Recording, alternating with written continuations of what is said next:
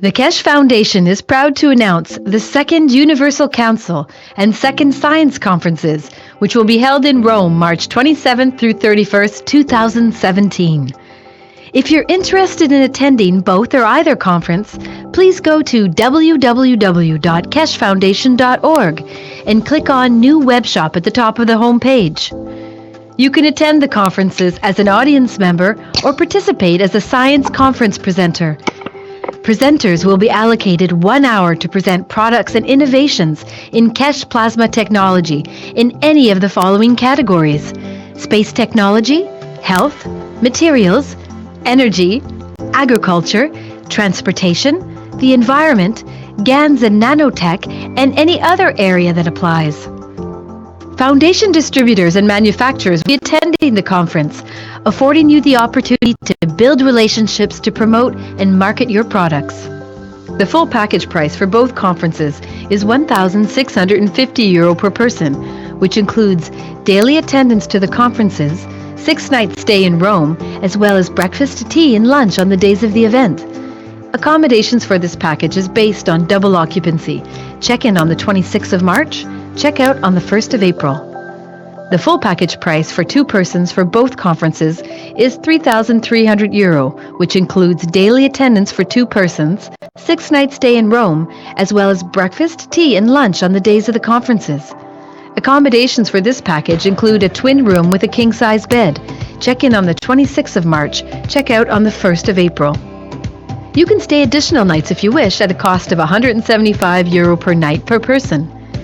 A single ticket for those who wish to only attend the Universal Council Conference, which takes place on the 27th and 28th, is €750, which includes the price of admission plus 2 nights stay in Rome in a 2 single-bed room, as well as breakfast, tea, and lunch on the days of the event. Accommodations is based on double occupancy. Check-in on the 26th of March, check-out on the 29th. A 2-person ticket for those who wish to only attend the Universal Council Conference is €1,500, which includes the price of admission plus 2 nights stay in Rome in a hotel room with a king-size bed, as well as breakfast, tea, and lunch on the days of the event. Accommodations is based on double occupancy. Check-in on the 26th of March, check-out on the 29th. A single ticket for those who wish to only attend the Universal Science Conference, which takes place on March 29th through March 31st, is €1,150, which includes the price of admission plus 4 nights stay in Rome in a 2 single-bed room, as well as breakfast, tea, and lunch on the days of the event. Accommodations is based on double occupancy. Check-in on the 28th of March, check-out on the 1st of April.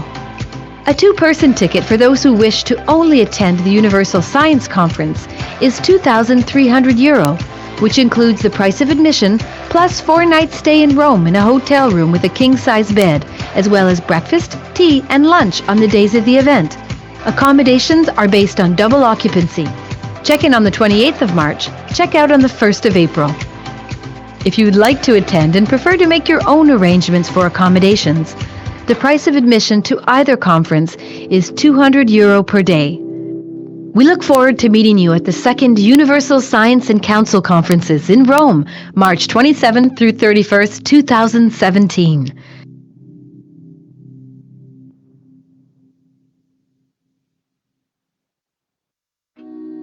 The Keshe Foundation is extending an invitation to medical doctors of any practice and specialty to apply to the Foundation's private weekly medical teaching workshop. This includes medical doctors, dentists, and veterinarians.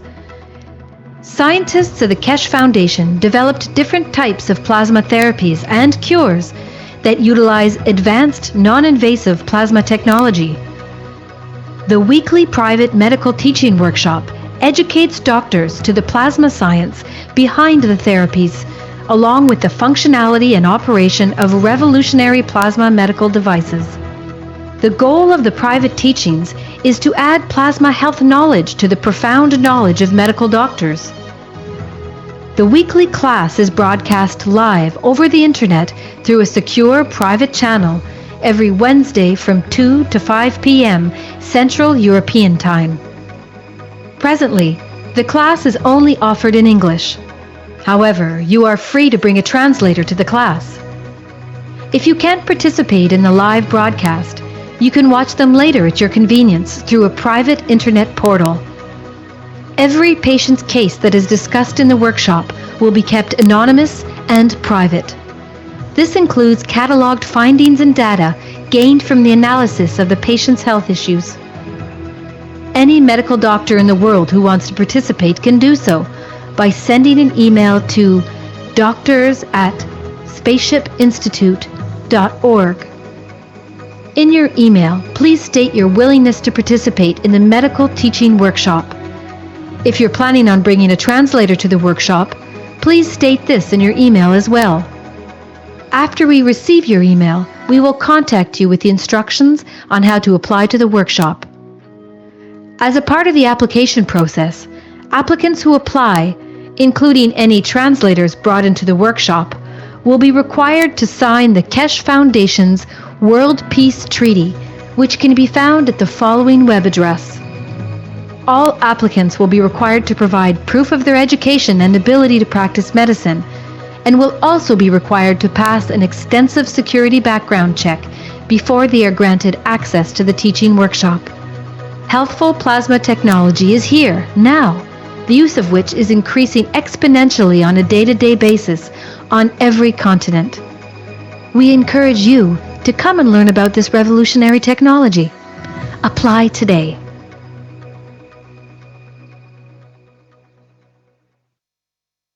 The Keshe Foundation is extending an invitation to experienced farmers, agricultural specialists, and researchers to apply to the Foundation's private weekly agriculture teaching workshops. If you fall into one of these categories and are interested in plasma technology integration into agriculture, you're invited to apply. Scientists and agricultural practitioners continually develop and apply new methods of food and fiber production, soil fertility management, plant and livestock health management, and increased farm productivity using the most advanced plasma technology that is taught at the Keshe Foundation Spaceship Institute. In the teaching workshop, you'll learn the science of plasma technology and its applications in the field of agriculture for enhanced and equitable global food production while minimizing costs and external inputs. Practicing farmers and Keshe Foundation scientists will demonstrate their application of plasma technology in agriculture and the ensuing results of such applications, thus deepening and enriching learning for all participants in the private teachings.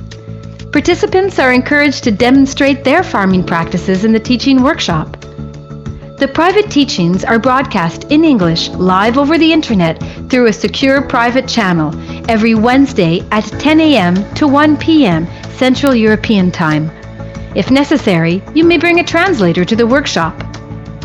All applications are required to provide proof of their education and professional qualifications, must pass a security background check, and are required to sign the Keshe Foundation's World Peace Treaty, which can be found at the following web address. Translators that attend must also pass a security check and sign the World Peace Treaty.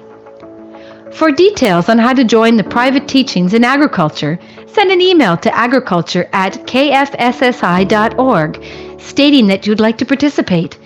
Include in the email your education and agricultural experience and reasons for your interest in plasma technology. Applicants will be contacted with further instructions and details on the application process.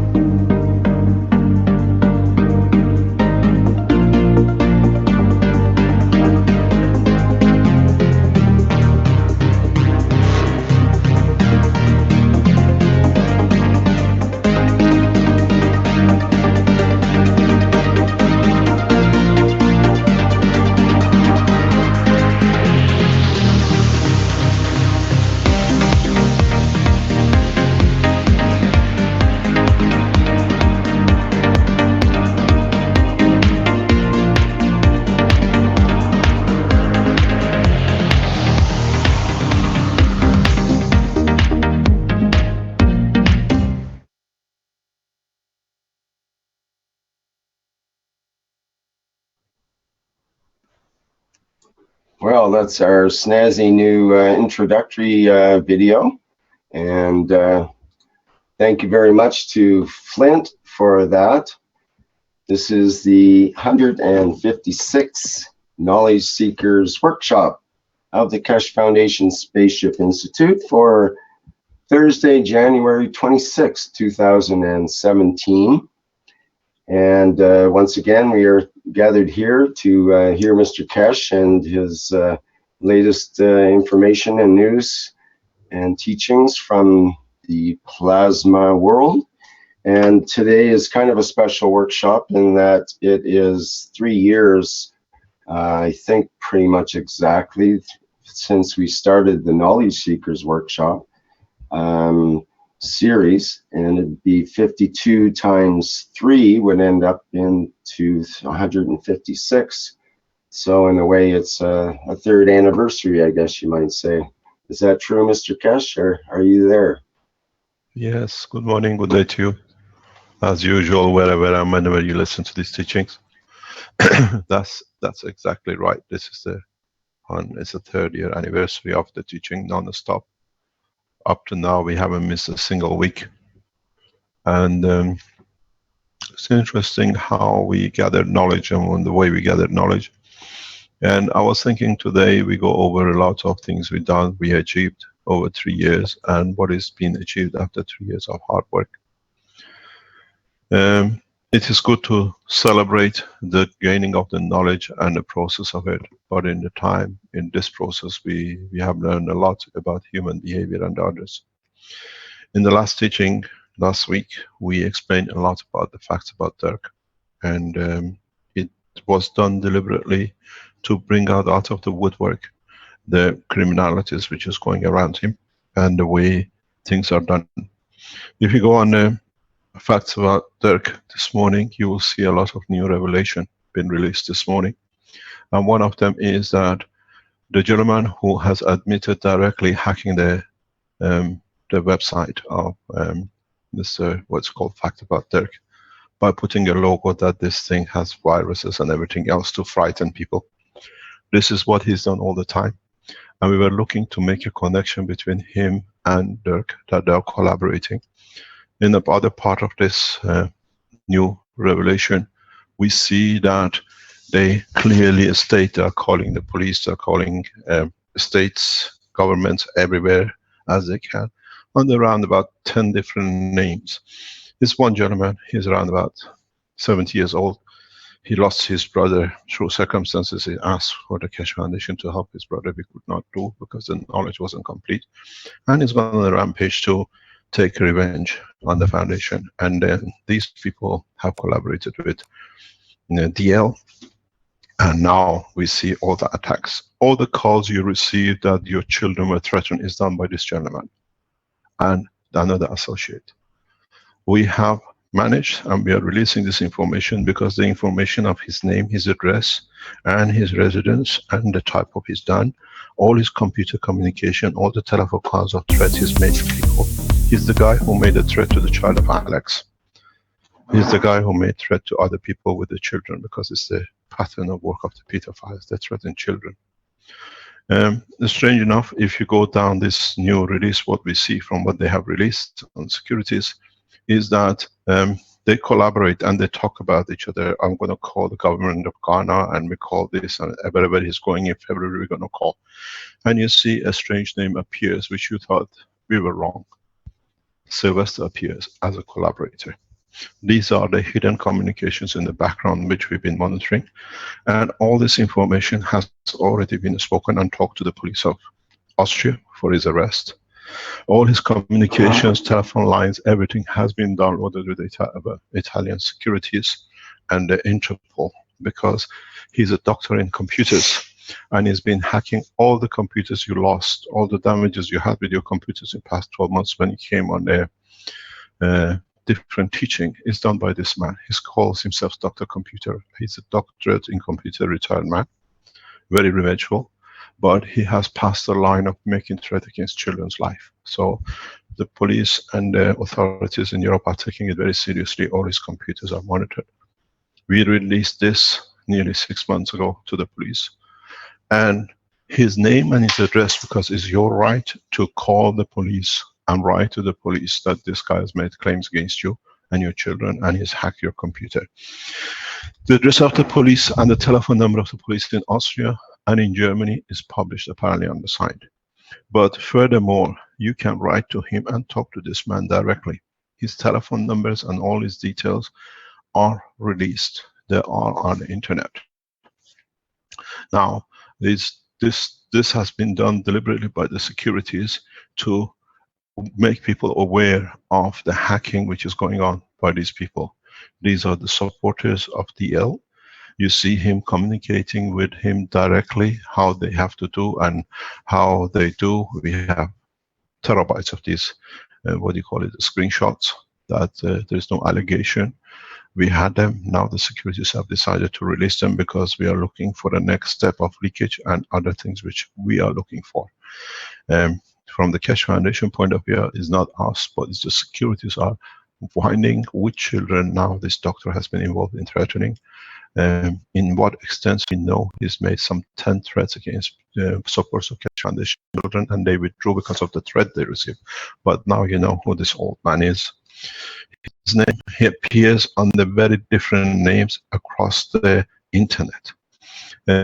He used numerous names to make, but when they checked a lot of things by the securities, all end up in his it is interesting. His name is Robert.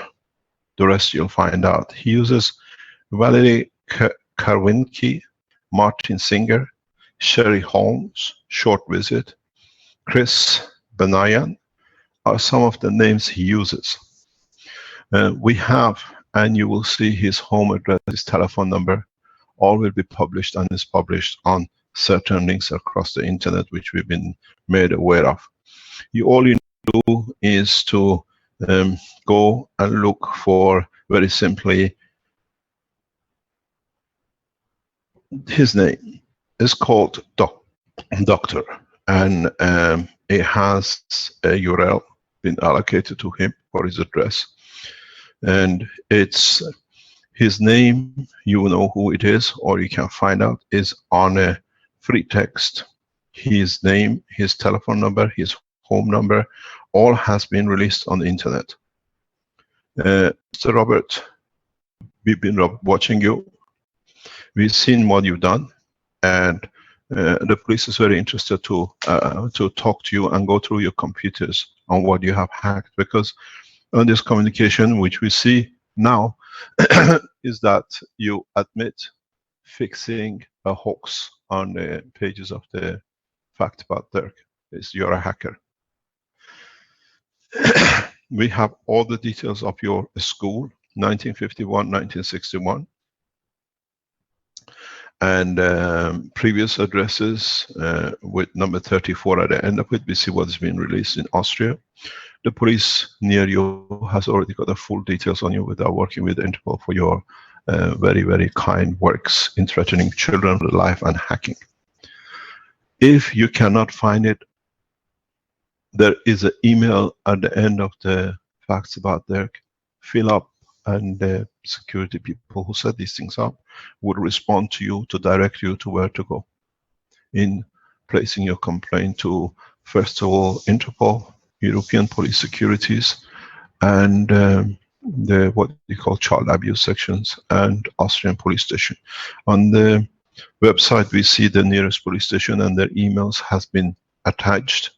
If you lost your computer, you got hacked, you had to change everything on your computer in past 12 months, you receive threats against your life or your children, like they've done with others. This gentleman made a threat against Alex's wife, a child. So now the police is making a profile on the man. He can claim he's demented, but that's the problem between him and the securities. All his communication since June has been clearly watched by the security services. Now we release his name and his things. We see right to be done. The series of telephone numbers, private telephone numbers, which Interpol has, and they have monitored all his communications. All the telephone calls past few months has been tracked to. We talk to the securities, and the information we receive is very clear. It's the same pattern work as Sterling. You see clear communication between DL and this gentleman, Mr. Robert. And on the other hand, you see other people which they appear on the same paces and the same places, living in Germany and working and what do you call it, with their sisters in Italy, creating mayhem, as creating riots and taking Keshe Foundation. This is what we saw in their work with the newspaper. We now is the following the structure that the police has found out that they are involved in all sorts of coercive activities around the world, and it links up with all the pedophile activities. If you are a man, you talk to a man, you threaten the man, not his child, unless this is the behavior you've done, bullying children. So, doctor, you've been busted. We got your name. Go on internet. I think what the securities tell us, tinyurl.com/PC-doctor. You'll find his detail. Or tinyurl.com/AMAD20110. Write to him, his emails, everything, and the police is available. You made they made the threat against you. Now the doctor has to answer to the police, especially Austrian police is well informed about the situation. We have talked clearly with the Italian police and national securities because it's cross-border attempt, and now we see what we told you from the beginning. Gentleman called Sylvester was part of the scam assassination and the rest of it, and you see how they say in the communication, we're calling the Ghanaian government. Ghanaian securities are providing all the emails or whatever you're sending in, because it's very interesting. We had a discussion with them very recently. We are fully aware of what you're doing, and the governments have started looking into it, but the main thing is the threat you made to children and the hacking of people's computers, downloading their data, and in a way creating mayhem. You thought you can walk away at the age of 67 or 70 years old, but now, doctor, you need a medicine, and that medicine, I think, sits somewhere in a jail for you. Threatening children is illegal in any language anywhere in the world, but you confirmed that you hacked. We needed to get a confirmation that you're a hacker. You've done it out of last week teaching how you put it on the hoax that the website of Facts About Dirk has been. It's unsafe to do it, and you're very proud of it. And we are watching all your communication, which is going to Martin Delanois too. We have taken pictures of it. I told you, you're sitting in your computer. You thought you're watching, but we are watching your operation. And that is something which is in the hand of the European Court of Justice in respect to Mr. Delanois. We'll stay out of it because it's a juridical criminal case. If you go further on the website, which explains a lot of things about the facts, in so many ways you will see a new revelation, how the same DL, after infiltrating the guy who was one of the top politicians in the Belgium government, and he took steps against pedophiles, the same gentleman has broken into his circle in his political party, and then all the slanders is written about him. And very interesting, our securities are watching a lot of things, and the same wording is used, because they have found these people using of this wording is very, very, very, very effective. People consider it, and Mr. DL uses these words very strangely in all the accusation against anybody else, and he accuses everybody of one thing. And the strange is that in these writings, he has clearly indicated anything which is not. You see it. It's called Mr. Jean-Pierre Van Rossum. He calls him a pathological liar. Calls Mr. Keshe pathological liar. He calls the other guy we seen last week pathological liar.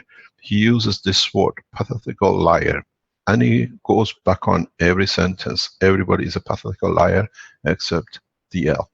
So it shows the state of his mind. Van Rossum is a pathological liar. DeFos is a pathological liar. Keshe is a pathological liar. And everybody else he infiltrated. So these are his writings, August the 1st, 2013, about Rossum. That he said the same website as what is wrong, putting about Keshe, about facts about Keshe.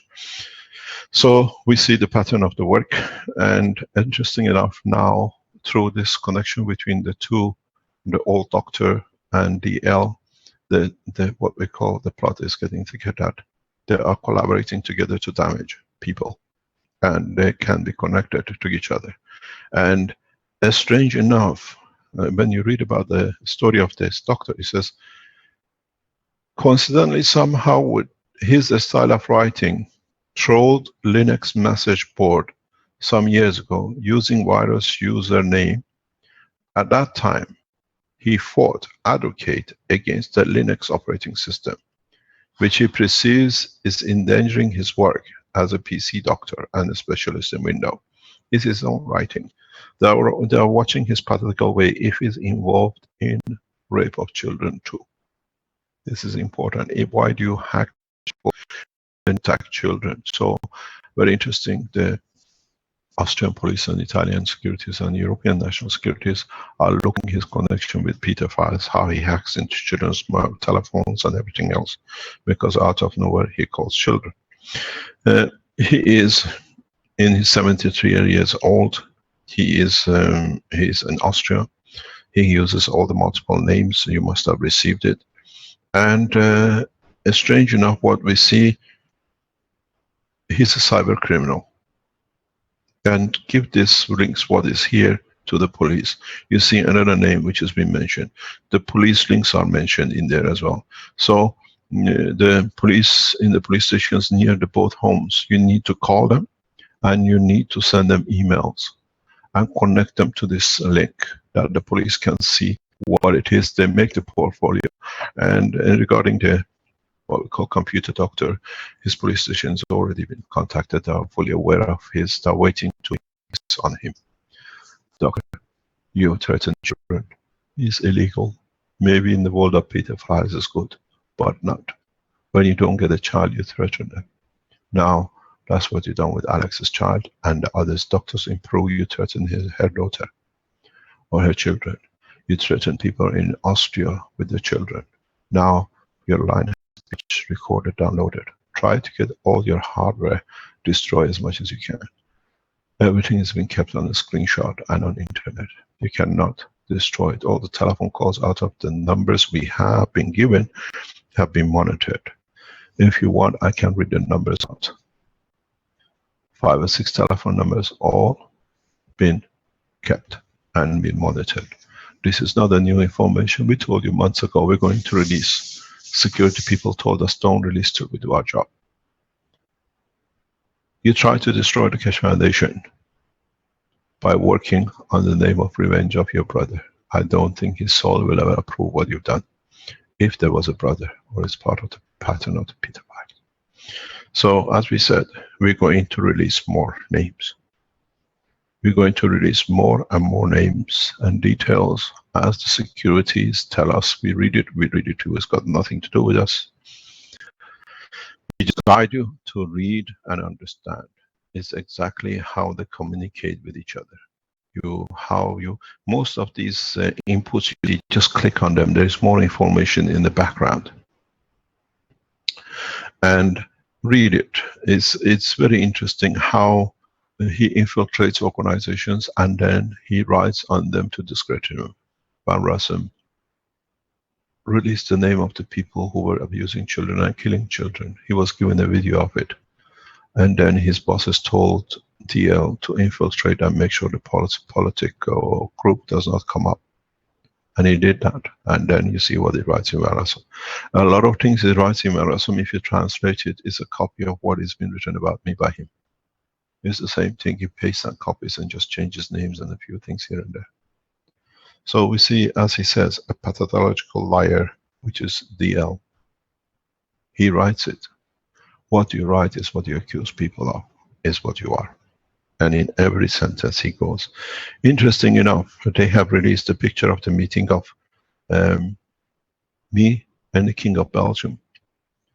The King is standing in the background, and you see the Queen of Belgium is standing on the other side. This is where I was writing the book, the fourth book, which has not been published yet. And if you expand it, you will see I was in casual writing. The lady on the left is the ex-King or Queen of Belgium. The man on the right is the ex-King of Belgium. After this meeting, they immediately start threatening over everything, which my killing started and everything else, in more intensely to leave the country. This is not a casual occasion, because DL was and my wife were the only two people knew where I write my book. And it's strange, on a Sunday afternoon, a king comes to see a man. A writer unknown, a scientist, is very unusual. Unless DL is not so highly connected, a king does not move. Now you see the position. The man in the gray hair you see with the gray clothing, jumper, he is, may bless his soul, he was one of the top herbologists in the world. It was a pleasure to know him. He passed away last year or the year before. And he had the whole essence of knowledge of herbs from Africa into Asia. So now you see the whole thing, how it's connected. Just click on it and it takes you into a lot of details in the background where the security people have set it up. Please write to the both police stations in Germany and in Austria. Explain how your system was hacked. If you receive threat against your children, let them know. And they just need to tie up all the links together, because internal police investigation has already started regarding this German in Austria. He made a grave mistake, and we were counting on it last week. They told me, why you're doing this? It was prearranged. We knew they feel so safe that they start writing. This is how it happened with what we call the guy in the United States. Sterling did the same. When they feel safe, nobody sees them, they start communicating. And in the hidden communication, you see a screenshot. They tell you how they hacked the pages, they're hacking your telephones and everything.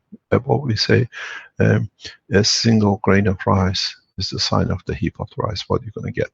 So this is one of the indications that he's a hacker, and he shows how he's hacked, because a lot of you went to look at the facts about that, and you get this pop-up that it says this site is dangerous, blah, blah, and he says he's put it there. It's totally ineffective, but it frightens people. So frightening people is his job. And you see, he gives a lot of indication that he's a pattern of the work. But Dr. Computer, you are busted. Mr. Robert, you know your surname. We have all the details, your telephone numbers, everything has been monitored.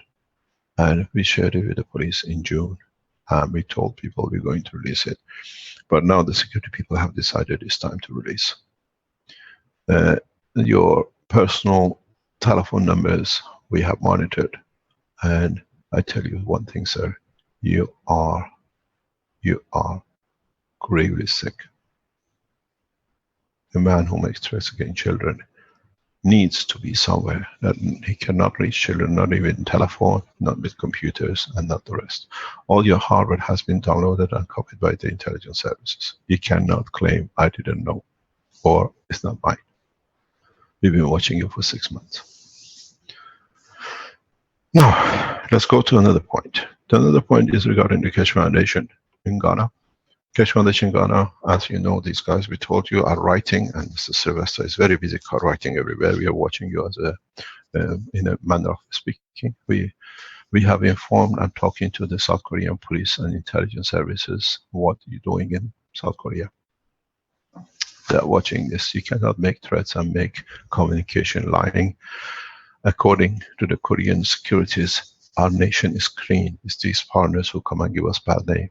So they are monitored by the security police in Tokyo, in Korea, in Seoul, and we needed evidence that you're working in that way and you're in writing threatened letters and false information to different government institutions, which is criminal offense.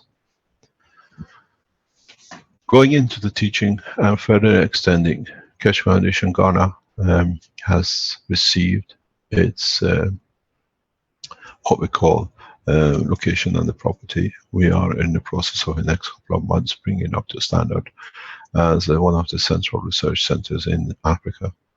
I thank most of you who are supporting us in the background. We need to push with this as one of the positions through FDA and through the standard what you call boards of different nations. We are bringing the technology into the front. We are supporting a lot of research. We thank especially the people in Tokyo University for their support. And I have to thank a number of people who've been with us in the past 3 years, relentlessly, unconditionally. I think the first one goes to my wife, Caroline. She's been there. She burned a lot. She took a lot. And we're still there. We're still there for the expansion of technology and science. The other people around us go, you don't need to mention all one by one. The cause of the success is by far the people like Rick, like Vince, like Stanley. We see people like Flint and Dr. Klaas, Dr. Rodriguez. There are people who are relentlessly working in background and are one of the people who never stop, literally 24 hours a day they work to make sure the foundation stays at the front. We see people like Ella. We see people like Arman, who's relentlessly is there to make sure the next steps. We see the Arizona people like John, who are there solid in testing. They have achieved huge. The videos we've seen is enormous what has been achieved by them. Some of you don't understand the potential of what's happening in Arizona, but very soon you will see. There are hundreds of people around who work. People in Holland, people in Belgium, Anka, people in Germany who relentlessly are teaching, even though they do it their own way. We've seen doctors and scientists who are working to prove different aspects of it. These are important. We work as a team. Without it, it's impossible. It's not a one-man show. It's a whole world show. We are working as one team. It is important that we see another 3 years after this and maybe more, because the knowledge is coming so vast, so much that hopefully we can take it to steps, new dimensions. We are entering agriculture. We still need, if you have a cancer and you want to join a cancer trial, please get in touch with the medical side with Dr. Klaus. The clinical trials have literally started as of this week. The process of starting the whole thing has started. We have a number of people who are, and they understood that you don't need to have a FDA. Even when I explained to the FDA people in the past couple of days, in a couple of simple ways, that why do we have to sacrifice the life of an animal and the soul of it for a man, it has hit them. They understood that we have to have respect. And they understand it's people who have the problem, so we have to solve it through them, not through animals. And we are raising the level of understanding of the what we call officials, that why should be animals? We are sick, why should we harm them? We get a sick bird with a broken leg, we get a sick bird which is fallen off a tree, we nourish it. We find a little animal which has got lost its mother, we nourish it, we look after it to grow it. Then we inject it to make it sick, to test what sickness we have can be cured. Ethically it's wrong. Animal test has to stop. The science of the plasma technology is so high that we can now further develop the technologies that we can see the performance of the plasma, interaction of the plasma of the medicine with the gans of the body. We don't work in the matter state, we work on the plasma state. Then we see no side effects, or we see the side effects through the plasma. Then we can do something. We have to change the level of what I call abuse of animals through understanding of the new technology. It needs teaching. It needs heavily amount of teaching to the top scientists that they can filter this knowledge down. It'll take a long time to change what has been set up, because it makes a lot of money for pharmaceuticals. clinical trials, hundreds of millions borrowing, shareholding. People lose their livelihood buying the share in these what they call pharmaceutical fabrication medicines, and then disappears. With the new plasma technology, we should be able to save the soul and the life of the animals. Because now we create the real life, we create the atmospheric life of the animal cell. And then we can interact. We don't need to harm no one. This is the beauty of the new technology, and this is what we have started doing at the highest level with the world scientists.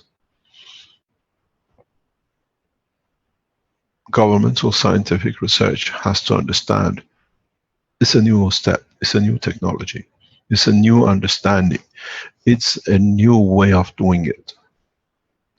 Because we used to use donkeys, now we fly with jets.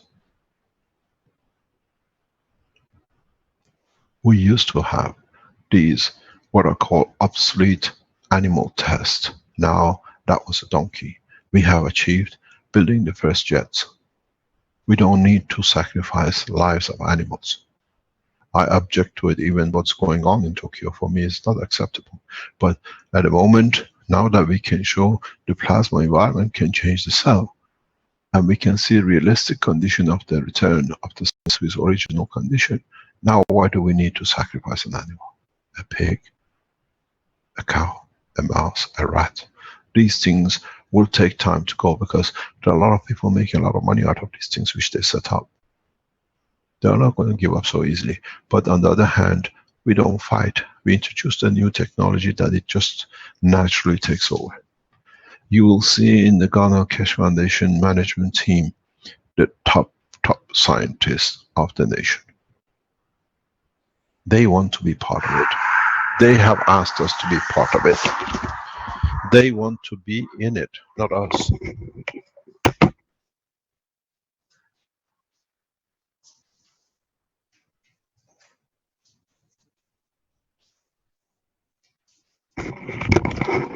They are, and they see the solution. Why we are so successful in Africa, and now we go into Nigeria. Alex, one of the people which I have a lot of respect for, he'll be with us in the next 2 or 3 hours. He's coming to, Accra, for further development and working with the new scientists we have, the researchers and the workers, to extend this, what I call understanding. We are making Ghana Pan-African Center, World Center for Research and Development of New Technologies. And this is what it has to be. This is how we have to change the course, by example, but not by fighting. We show to the top scientists the work of the unit. We show people the results by people who they care and have respect for, who have used the technology. And then the rest is, okay, it works, how can we accommodate it? We see the same thing within energy, we see the same thing with everything else. As you know, in Ghana, we have a huge energy crisis. Here, the shortage of energy is hitting industry, hospitals, even the office of the government. We have the solution to change, and we are working around it with the government to do it, where it does not bring the government more debts. The biggest problem at the moment with energy is compensation and buying systems in hundreds of millions of dollars to put the nation in debt. With the new technology, you don't need to be in debt. The government guides people, and in a way, nation together walks the country out of debts through energy. Energy costs millions of dollars for the country. Few billions a year, fuel is bought just to burn. You don't need to do. The new technologies are available. In the next couple of weeks, maybe next 3-4 weeks, we release a technology which is partially, we understand, and is not part of the Keshe Foundation technology, but is given to us by the inventors, and we can adapt it to the use by the plasma technology. The system has been running for a couple of months plus, and producing 25 kilowatt, 10 kilowatt power, freestanding unit. We are talking and working with them, and they have accepted that technology will be released under the name of the KF. Then we adopt it as we are doing with our own generators, solid state generators. These are how collaboration with the people who really mean to change the science starts. KF will not stand only as a plasma technology in what we do. We allow other scientists who've been silenced to have a word, to have a thing, to have to be able to show their knowledge and technology amongst us. This is how the future has to be. It's not that all the solution sits with our people. The solution sits with humanity. And where we see the change can be and the technologies have been silenced deliberately, we give a platform. We have to. This is a new world condition. This is where changes come. So expect from us, you will see, we will announce in the coming time, next 2 or 3 weeks. I have seen the videos of the operation of the system. It's a beautiful system. It's a generator on its own. It's built by a group of scientists, and KF has given them a platform to bring in. So in a country like Ghana, this will help us immensely, because we don't borrow from the nations to build the dam. Nation builds its own system to support itself. No borrowing, adding to GDP, to capital investment. And it's become part of the investment for the rest of the countries. Our Magra system generators are in, hopefully the 3rd copy will be tested this week, that we are correct. We don't make a mistake, everything is correctly done.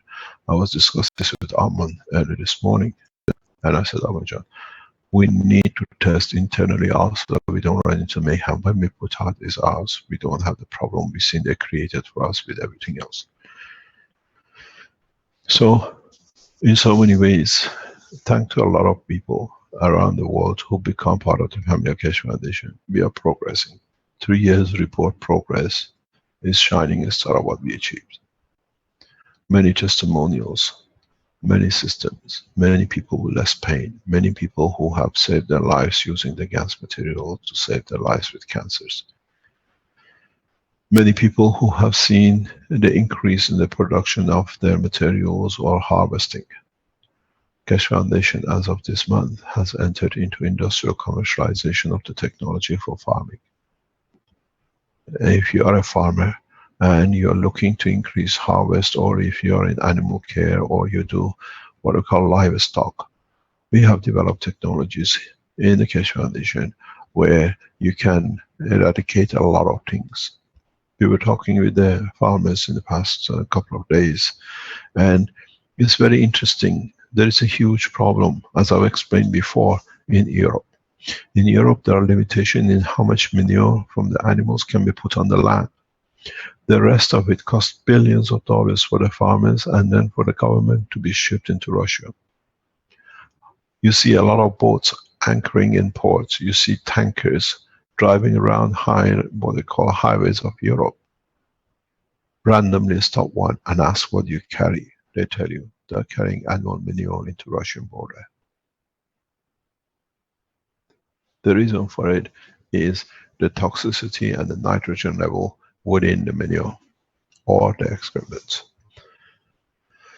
With this technology, what we are doing with the farmers in Italy, we start measuring when we give the process, the new systems we developed for them, in them not using antibiotic, in them reducing the food consumption, what we call, because they are fed continuously, dry food, in them being able to give a different emotional feeling to the cows or the birds, we see the level of nitrogen drop into the standard European level. So if we can achieve this within the 6 months trials, which is started in Italy, then we'll see that there is billions does not need to be shipped across Europe. The manure can be used directly on the farming land with less smell. We can add additives that the smell dies. If any of you have lived in the farming areas in Europe, you see when they get a permission, or when the farmer is allowed to spread the manure on the land, neighbors for kilometers cannot breathe for a couple of days. They smell the stench. So by reducing and adding materials which we have into the manure, you destroy the smell. You reduce the nitrogen level. Everything comes back to the olden days. The antibiotic level reduces. The comfort, the texture of the meat will change. We've seen this before. Now we are doing it with collaboration of the farmers with 1,000 cows, 2,000 cows, 10,000 cows. And we see the farmer reducing his bill. A farmer at the moment with 1,000 cow in Europe is a standard, roughly spends 40,000 euro per year on antibiotic for his animals. That is 800 euro per week. It's roughly 100 euro for 1,000 animals. So every animal receives 10 cents of antibiotic. And these antibiotics then we eat affects our genes because it stays in the body of the animal. We are the consumers of the milk. We are the consumers of the meat. Then we see how the change in the environment and the pressure on the digestive system will change the behavior of the animal. Does the taste of the meat change? Does the taste of the milk change? Well, we are looking now in these trials to see the extent of the shelf life of the milk. And the moment, because of the bacteria inside, which is created by antibiotics and everything else, gives a limited lifespan. Now changing it will extend the lifespan. The trial with the farmers in Italy, it'll give us a huge opening into how we change the animal care. In Ghana, we start the process in the next couple of weeks, looking after the trees. Cocoa trees. Cocoa is one of the biggest income of this nation. And the national income has reduced from cocoa because of the infestation. All we need to do is to change the environment. We tested. In the next few months, we release the data. Mangoes are affected. In Italy, the same kind of disease has affected the trees. Olive trees are dying. We see problems with the wine. We see problems with orange trees across Africa because of these infestations, because of the use or not having the money to use to protect. The guys from, I was talking to a guy who's been involved in cocoa farming. He was telling me, we tried everything in the center, but we don't get the results. Now we have offered the technology from Keshe Foundation that we don't come to change. We come to change the environment. We don't want to change the animal. And we see the changes. Increase in the production, increase in the income of the farmer, increase in the income of the nation. This is how we're going to affect, this is how we're going to do. And we are not using multi-billion, we are using simply gas water. That's how cheap it is to change.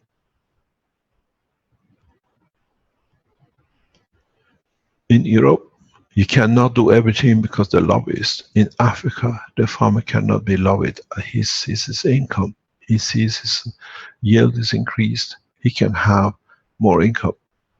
FDA has no say in the farmer, but a tube of CO2 gas material water can change his life. He can't put his child to school because the harvest has decreased by 60%. Now his harvest goes back to 100%, maybe more. Child gets education, he can put the clothes on his back. This is where the change comes. In Europe, the banks control. Here, the truth, the reality, and the change. We post these things on. As I said, this is the beauty if you understand the work of the Keshe Foundation, and you have to replicate it in your countries. We brought in master degrees. We brought in highly educated people to work on the ground, on the floor in the factory. Now they have learned, they can see, they feel the energy, they understand what the system does. Now they're coming up with their expertise. I want to try this. They're testing paints, they're testing bricks, they're testing cocoa, they're testing everything possible to see how simple way they can bring change for their own country, for their own animal care.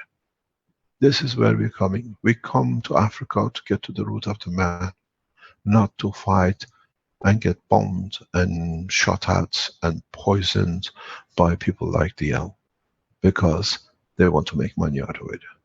This way, we make money out of it. We make huge amount of money out of it. But as one race, as a humanity. The money made by the farmer in being able to feed his child, because he has the harvest enough to be able to earn money to feed, is an income for the Keshe Foundation worldwide. This is our profit. Somehow, by will of God, we go from one point to another. We'll survive. We'll be there. They tell me, why do you share so much? You can make billions. We are already billionaires as one nation. This is what we achieved in the past 3 years. A lot of you are looking for the flight system.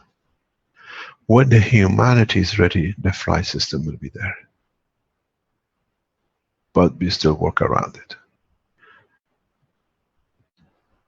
John, are you there? He wants to go to sleep. He said, if you bring me early, I'll show. John from Arizona, are you in the background? I don't see him, Mr. Keshe.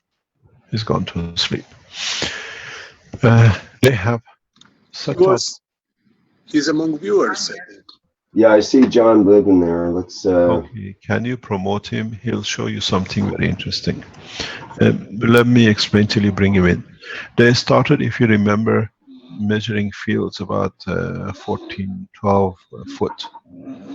Last week, they went outside for about 60 foot. And the field has expanded to across the road now to about 80 foot. And it's expanding. The electronic system is the strength on the electron level, but the dowser they use is the field interaction free with the man, which closes the circuit. This is something used. It's very interesting. Would you like to show this, John? Yeah, let me show two quick videos. They're both pretty short. First of all, John, thank you very much for being there, and thanks for all your effort. I thank the foundation too. You know, what we're doing is a big deal, and it's what our heart is calling us to do, all of us. Thank you very much indeed for your work. So what we've done here is we've done some modifications to our spaceship that I'm going to show you. One of the modifications that we've done is we've added, David calls them, what they really are is what I call them booster bars. We added them into the configuration to... Excuse me, John, before you go further, this has been a question from me as well. What are these booster bars, and explain the reason for it? Okay, so the booster bars, what we've done is we've taken a half-inch copper pipe. We've nano-coated the inside of the copper pipe, and we've left the outside totally copper. So it only has nano coating on the inside, much similar to the what you were referring to as the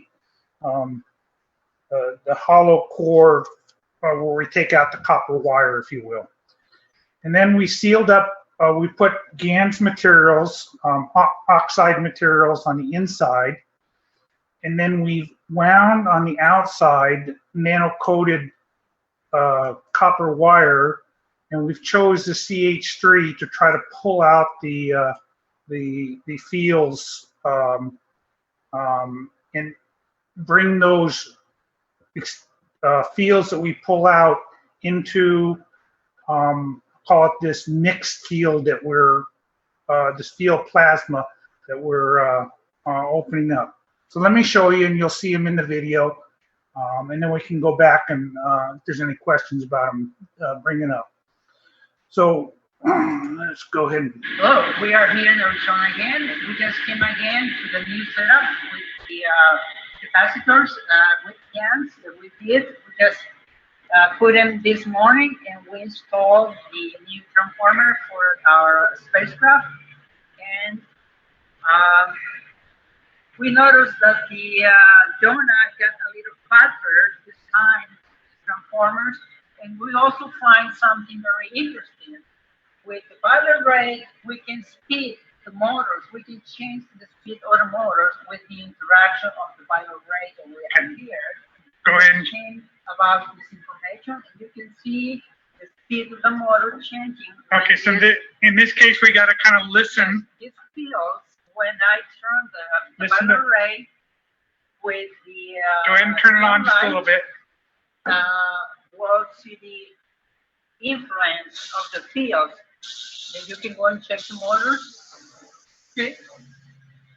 So, I don't know if you can hear the motors. They're way up in speed. Can you hear that okay? Flint? It's, the audio here is just hard to hear in the background. It's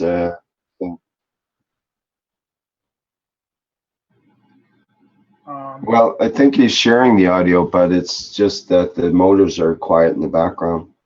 I think the motors are just quiet. Try it again. If you look over here, you can see the speed is changing quite a bit. It's changing quite a bit. They're going a lot faster. And the field size is still about the same, about 14 feet out. So what was interesting with that is the violet ray was about 20 feet away, and we turned it on way in the background, 20 feet away. And all of a sudden, when we did that, the motors increased dramatically. Not just a little bit, but dramatically. Now, if you recall, we have also, it's on the other side of the facility. We have the setup where we have all the magnetical fields, the coils connected together, and the gravitational coils together, and we have that also running. What here with the measurement around the fields, they're about 14 feet out, but in this next one, you'll see that they're really not 14 feet out. They're much, much stronger. Now, I was shocked at how strong they were. So give me a second. Let me pull that other one up.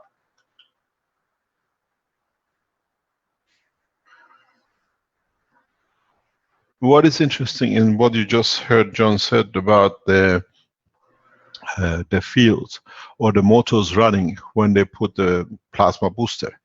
This is very interesting. Why does it do that? Because the field strength adds up, overcomes the matter state of, so it's the freedom of the plasma of the core which is creating the faster rotation. You hear the motors building up. There is something else you've just seen, a new structure. Before the cores. Just a sec, Mr. Keshe, sorry. Yeah. John, can you just stop sharing your screen, please? Okay. Yeah. So what you saw, if you can show the pictures or the video, you'll see that before the platform was on the floor. The cores, all the maglabs were on the floor. John has raised the maglab. David's checking with a dowsing rod. Oops. There's the You can't see, you got to share, John. You have? The 75 feet. All right, sorry, I don't know how that happened. It was in the background. Okay, no problem. Just hold it there. We have to explain your new setup you've done. Go ahead. Yeah. So what has happened? John has raised the platform of the controlling structure with the core, with the maglab units. So now the maglab units sit on the condition of the structure parameter. The 3 star formation coils are underneath, placed in a specific formation to create the field contraction. The 4th reactor, the top reactor, is hanging on a tripod. So what we see now, a structure has set up that is as far as possible from the platform of the floor. There are hidden things done in the background. It's like the floor underneath this configuration has been painted with GaNs material, with GaNs water, to create as much as possible isolation from the Earth magnetic field, that we can create the first boundary level. Then that the floor, that the wood has been, I think, done the same. So we're trying to create a shield separation between the structure which is built on the top and the, what do you call, the maglev units and the gravitational units and the cores. This brings us to the closest possible way to be able to create the spaceship. These tests are just tests. You have to understand the reason why you cannot, and sometimes you might see shadows and shapes. The reason for this lack of creation of the full structure is the drainage which is on the system. The drainage on the system is not so much environmental, it's through the wire connection to the grid. The lines which are connected to run the motors, they are draining plasma on a feedback more than what is put in.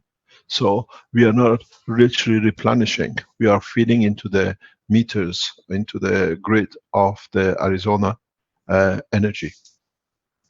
So one of the reasons they can't see the solidification, they can increase a small increase in the fields, like with a plasma maker, make a change, because whatever now is created and is holding and is building up is at the moment, most of it is getting drained through the power supply lines. So the next step for us is to equip the Arizona with self-sufficient lasting system, which this will be done in the next few weeks. Which means all the generators will be internal. So all the fields will build up inside. Even the generator's backup battery will be filled by the, energized by the field inside. This is the time when we expect to see the first generation of the spaceships. The feeding line, the energy feeding lines are the causes of drainage of the fields not to build up. And the minute that's achieved, we are getting there, the structure is getting completed, that you will start seeing better configuration of the structure. Interesting thing is, we'll see different performances from the system according to the fields it creates. And this has shown in other videos by John. Carry on, John. So before I get into this video, let me just share with everybody something that I shared with the Universal Council Support Group in Sandy this morning. One of the things that we're doing, and I've told all of the people that work for us in Arizona, is we're attempting to build the I'll call it the consciousness of the spaceship, just like we're building the knowledge of a baby, if you will. We've actually named the spaceship Hope, and when I've told the people that when they go to bed at night or when they're in their quiet time, to send the loving energies to Hope, and the belief that that she's going to materialize and help humanity to move us forward. And I'm asking maybe that the rest of the collective join with us and send your positive loving energies to Hope. You can do it wherever you're at. Simply in your heart, in your consciousness, send those energies in the direction of the spaceship, if you will, and know that you can do that. So with that, let me show you how big the fields really are, because we're basically sitting in, our whole building is sitting in a plasma field right now. This is pretty amazing. David's checking with a dowsing rod. There's the front of our building. The spaceship is about 75 feet back, and David's way out here, almost to the Coca-Cola plant, and he's still clear. So that was over 200 feet out, and we went all the way around the building, and everywhere we went, we still had the field strength. We went right behind it, 8-inch concrete block that the foundation or the sidewalls of the building are made of. And even through the 8-inch block, the fields were still just as strong. So it goes right through the block. It basically encompasses that whole complex there. And if we were a little bit stronger, we'd actually be impacting the Coca-Cola plant across the street. So it's pretty amazing how big the fields have grown. With those little booster bars, they've opened up about another, I'll say 75 feet. So those booster bars seem to be helping quite a bit. But you can only see it with a dowsing rod, the total field strength. We don't seem to be able to pick it up with the little field detector, which is kind of set at about 14 feet out and about 14 feet high. So it's kind of like a big bubble now. We haven't gotten the toroid in the center yet. We have a big bubble.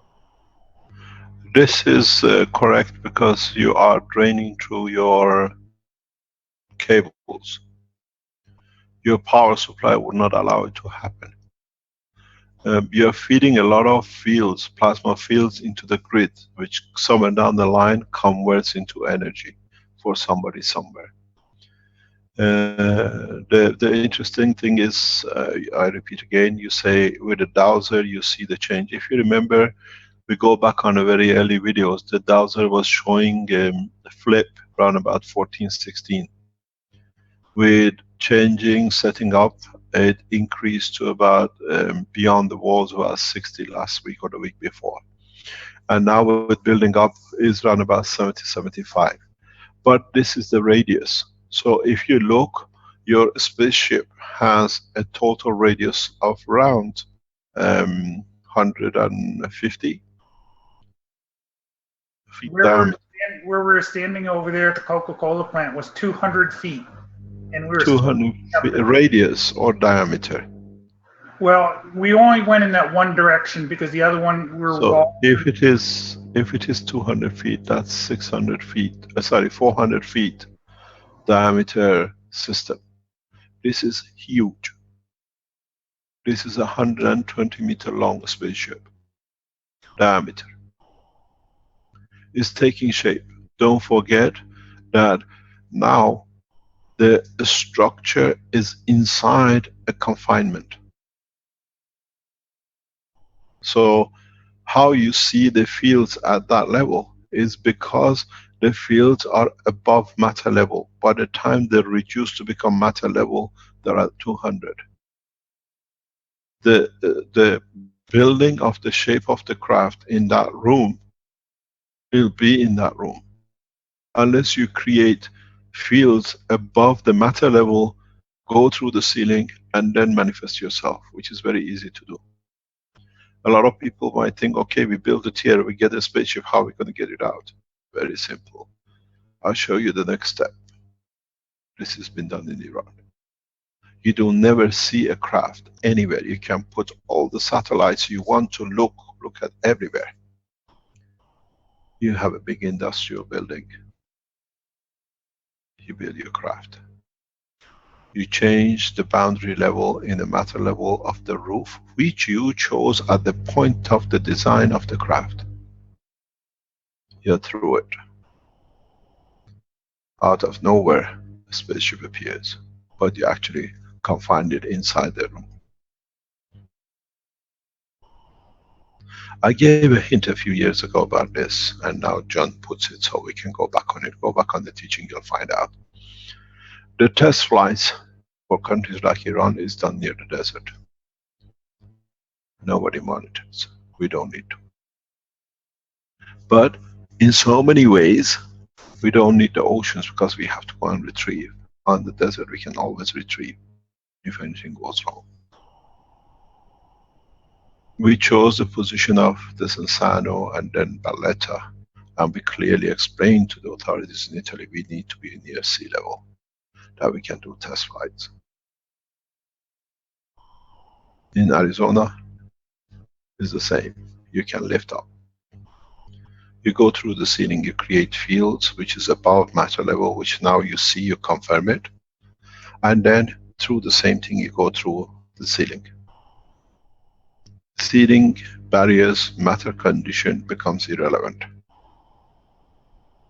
And this demonstration, what we just seen with John and David, is a clear indication of what's to come. You should have understood this. And those of you who understood, you understand you can do more. This is the aura of the system. Now you can change the aura to solid condition, or the aura at the strength of the matter state of the copper and what you chose as a ceiling. Then the two have no interaction, you just go through it. It's beautiful what you're showing, but it's good to understand the knowledge behind it, what the science is, because that's what we're here to do. Anything else you have to show us, John? No, I think that's it for me. That's it for you. You showed a video, I've seen a video where you have a hole in the field a couple of days ago. You had a void where there is no light on your detector. Yes, that's true. That was kind of strange. Can you show it to us? Can you share it with us? Okay, let me pull it up in the background. Thank you very much. The principle of the flight is the ultimate goal of the Keshe Foundation. As I said, strange enough, with all the calls that Mr. Sylvester and Robert and others are making to the authorities with the false names and threats, we have been given, with thanks to a lot of work from Benjamin and the work where I will thank the head of the Ghana Atomic Commissions and the rest of the team of Ghana working so closely with us. The Keshe Foundation has been given a gift of 50,000 square meters of land to build the first flight platform in Africa. The first launchpad platform, we have been given the property by the authorities to build. It was given to us. We asked for it a couple of months ago, but as a surprise last Friday when they gave us the contract for the building where we are moving into, as a gesture they gave us the land. They said, we've seen you working. And it was very surprising. We've been given a 50,000 square meter to build our own first flight system platform in Africa, in Ghana. We thank the authorities and the leadership of Ghanaian government for such a move. So we built our own first space station. The land is part of the atomic secure zone, and it's a pleasure to be trusted so much. We thank on the other hand again the Atomic Commission leadership in giving us further 6,000 enclosed environment for expanding the factory for production. This again was given to us this week. We went for inspection and we have taken over 6,000 roughly a square meter of what you call it, already covered area that we can immediately go into production of further materials, adding to our production facility which we are being given inside the secure zone. So Keshe Foundation Ghana, the more we are here and the more the authorities and the governors and the leadership see how we are adding and expanding and literally bringing the whole Ghana scientific organization to work as one team. They are supporting us in the same way. This 50,000 square meter of land to do to build the first launch pad spaceship ground for the Keshe Foundation is a huge breakthrough. We are the title holders of the property. It's not that they're giving it to us to work. They are transferring the deed of the land into the name of the Keshe Foundation Ghana, which they are still shareholders. There is so much trust. The building which we are given, I think I've shared it with Rick. Rick, would you like to share it with the world? Mr. Keshe, can I do a battery check first, please? Yes, Yeah, it's good.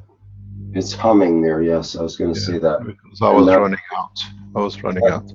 That was the second question, was whether you want me to show that picture. So let's show it. We would like to see, you will see this is the new headquarters of the Keshe Foundation. Yeah, it's humming quite badly there, Mr. Keshe, yeah. Is it good now? Yes. Okay, Yes, it's my thank charger, you. otherwise I'll run out of battery. I try Yeah. to charge when somebody else talks. Okay. If Okay, you could so here we share, go. yes, this is the neck, this is the official, the building is the official headquarters of KF Ghana, and we have taken contractual position as of last Friday. The ground floor is lecture theater. The first floor will become totally the research center for all the Ghanaian governmental institutes in research and development in every aspect. The beauty of this is that this is a huge span of what we call structure built by the Russians, and it allows us to build what we call one of the top research centers in Africa. We have invited all the organization, anyone who's involved in research and development from universities, institutes. We are meeting all together. We've done 2-3 meetings up to now, that whatever expertise systems they need will go into this building. We want to know about space, biochemistry, physics, cosmology. We have access. We build it in this building, and we have access to more buildings. And the top floor is the administration center of the Keshe Foundation South Africa. All the coordination for teachings, we have a section as part of the university. We have our own accommodation rooms being given to us to teach, and this will expand into the whole part. So what you see now is the headquarters of the Keshe Foundation for a lifetime of the foundation in Africa. It's a gift from the Ghanaian officials to the Keshe Foundation for what we are doing, and they understood the change. It says, reach your next level in your career. And strange enough, we are inside the university. So whatever we do is closely works with the Nuclear Research Center, with the biological side, with everything else. So this is the new home of the Keshe Foundation for years to come in Africa. This is how much what I call the writings of Mr. Sylvester has helped us. Thank you very much for the lies. They see through the truth. I hope you can get your visa in Korea very soon. It's strange how governments have become wise to these, what I call new development of new technologies. When you come, you cannot reach this building easily, as it's part of the secure zones, military zone, and it won't be like Valletta unless you're not clear through military zone officers. You cannot walk through. So we are part of the advanced research level for the nation. We are protected by the government. This is very interesting for us, because this building is on one of the main roads of Accra. It's one of the crown jewel buildings of the Atomic Commission, and they see us in such a level of development that they think it's prestigious for the technology to be so in front of the what do you call it, public, that they understand Ghana has entered the space program. We are not taking any scientists from outside. We are encouraging the scientists inside to move, to change, and bring their knowledge back in. So what you see is, and I thank again the new Ghanaian government. We thank the head of the Atomic Commission for such a gift to the foundation. We thank for the land which are given to enter the space technology, which is right across this building, just about a few 100 meters lower. So all the development of the Keshe Foundations, the factory, the research center, the university, the space platform, they're all within the walking distance from each other. We have called this part of Ghana Research Atomic Center as the Gas Valley, where we produce gas materials, and through it we are achieving medical space and everything else. So what they call the Gas Valley has taken and take shapes gradually in this part of Ghana, in this part of Accra, and the next step for us is literally building the flight platform. It'll be built very much in the 21st century spaceship program. We are not building platforms with a launch pad we don't need. You will see very much structures with what you've seen with John. Entry platform, we test. When I explained to the management of the atomic, they said we are in the center of the city. I said it doesn't matter. It doesn't make noise. It lands and it takes off. We have a huge area we've been given that we can expand into in the future as the space terrestrial increases. So if you look at it, the land, which you will see very soon, we'll release the pictures of it, and the building structure starts in the next few months. It'll become very much a launching pad into a space program. As we said in our conference, a leaping jump for Africa into the spaceship program, and we have full support of the governments. We'll be given millions of opportunities to bring the technology in every aspect, the health, the water. This is what is going to change. This is what you have to understand, the Keshe Foundation. In the West, they don't let you because everything is monetized. In Africa, they don't have anything to lose, honest to gain. They cannot help their people with chemotherapy. It costs a fortune. Now, with GANs, it costs a few cents.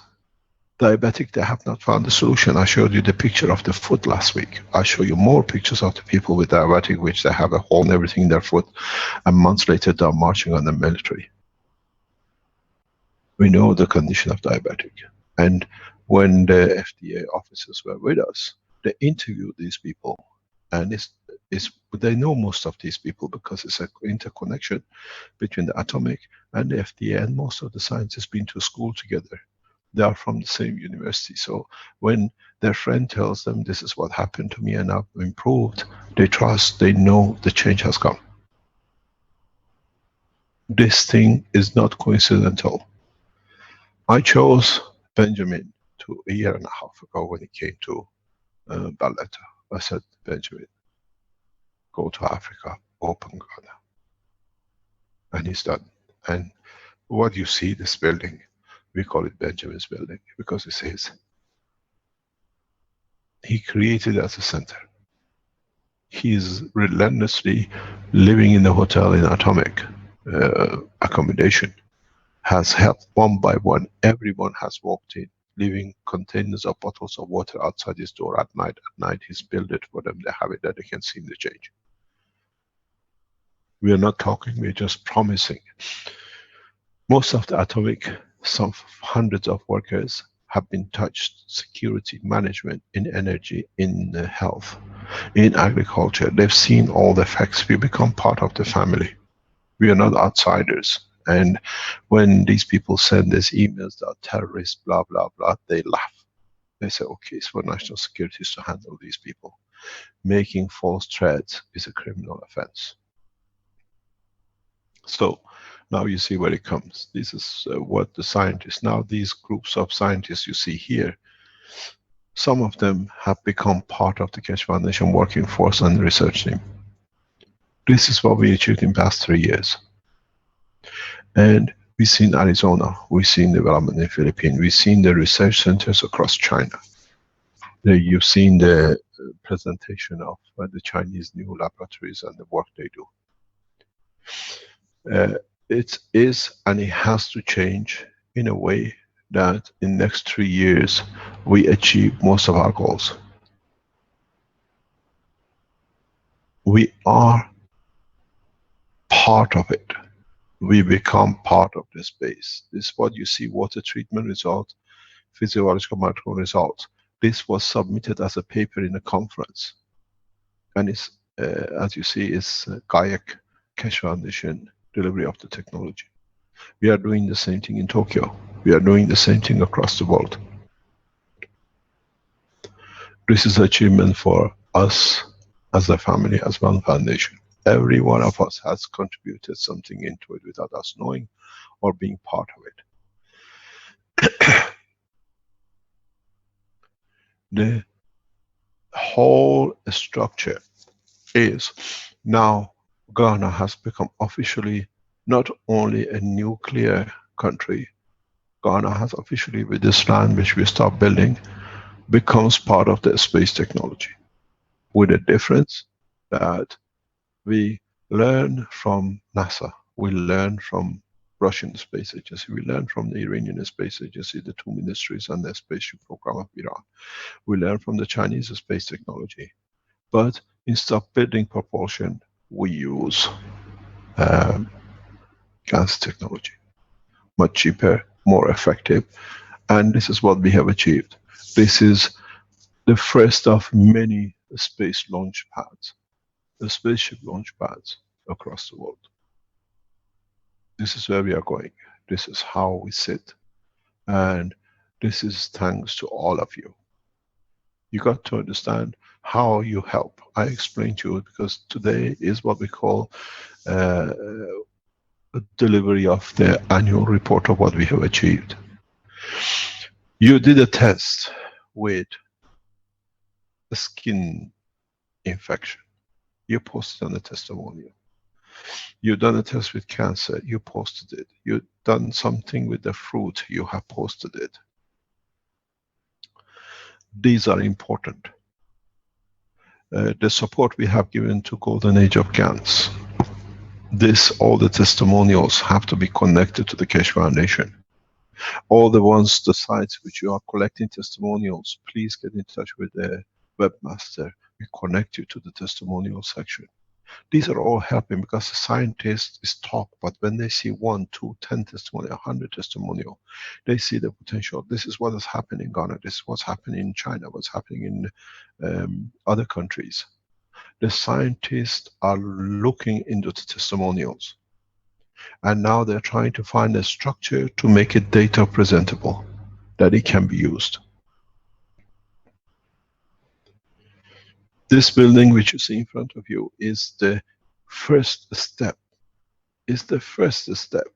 into setting up of a joint collaboration with governments, but being part of the government.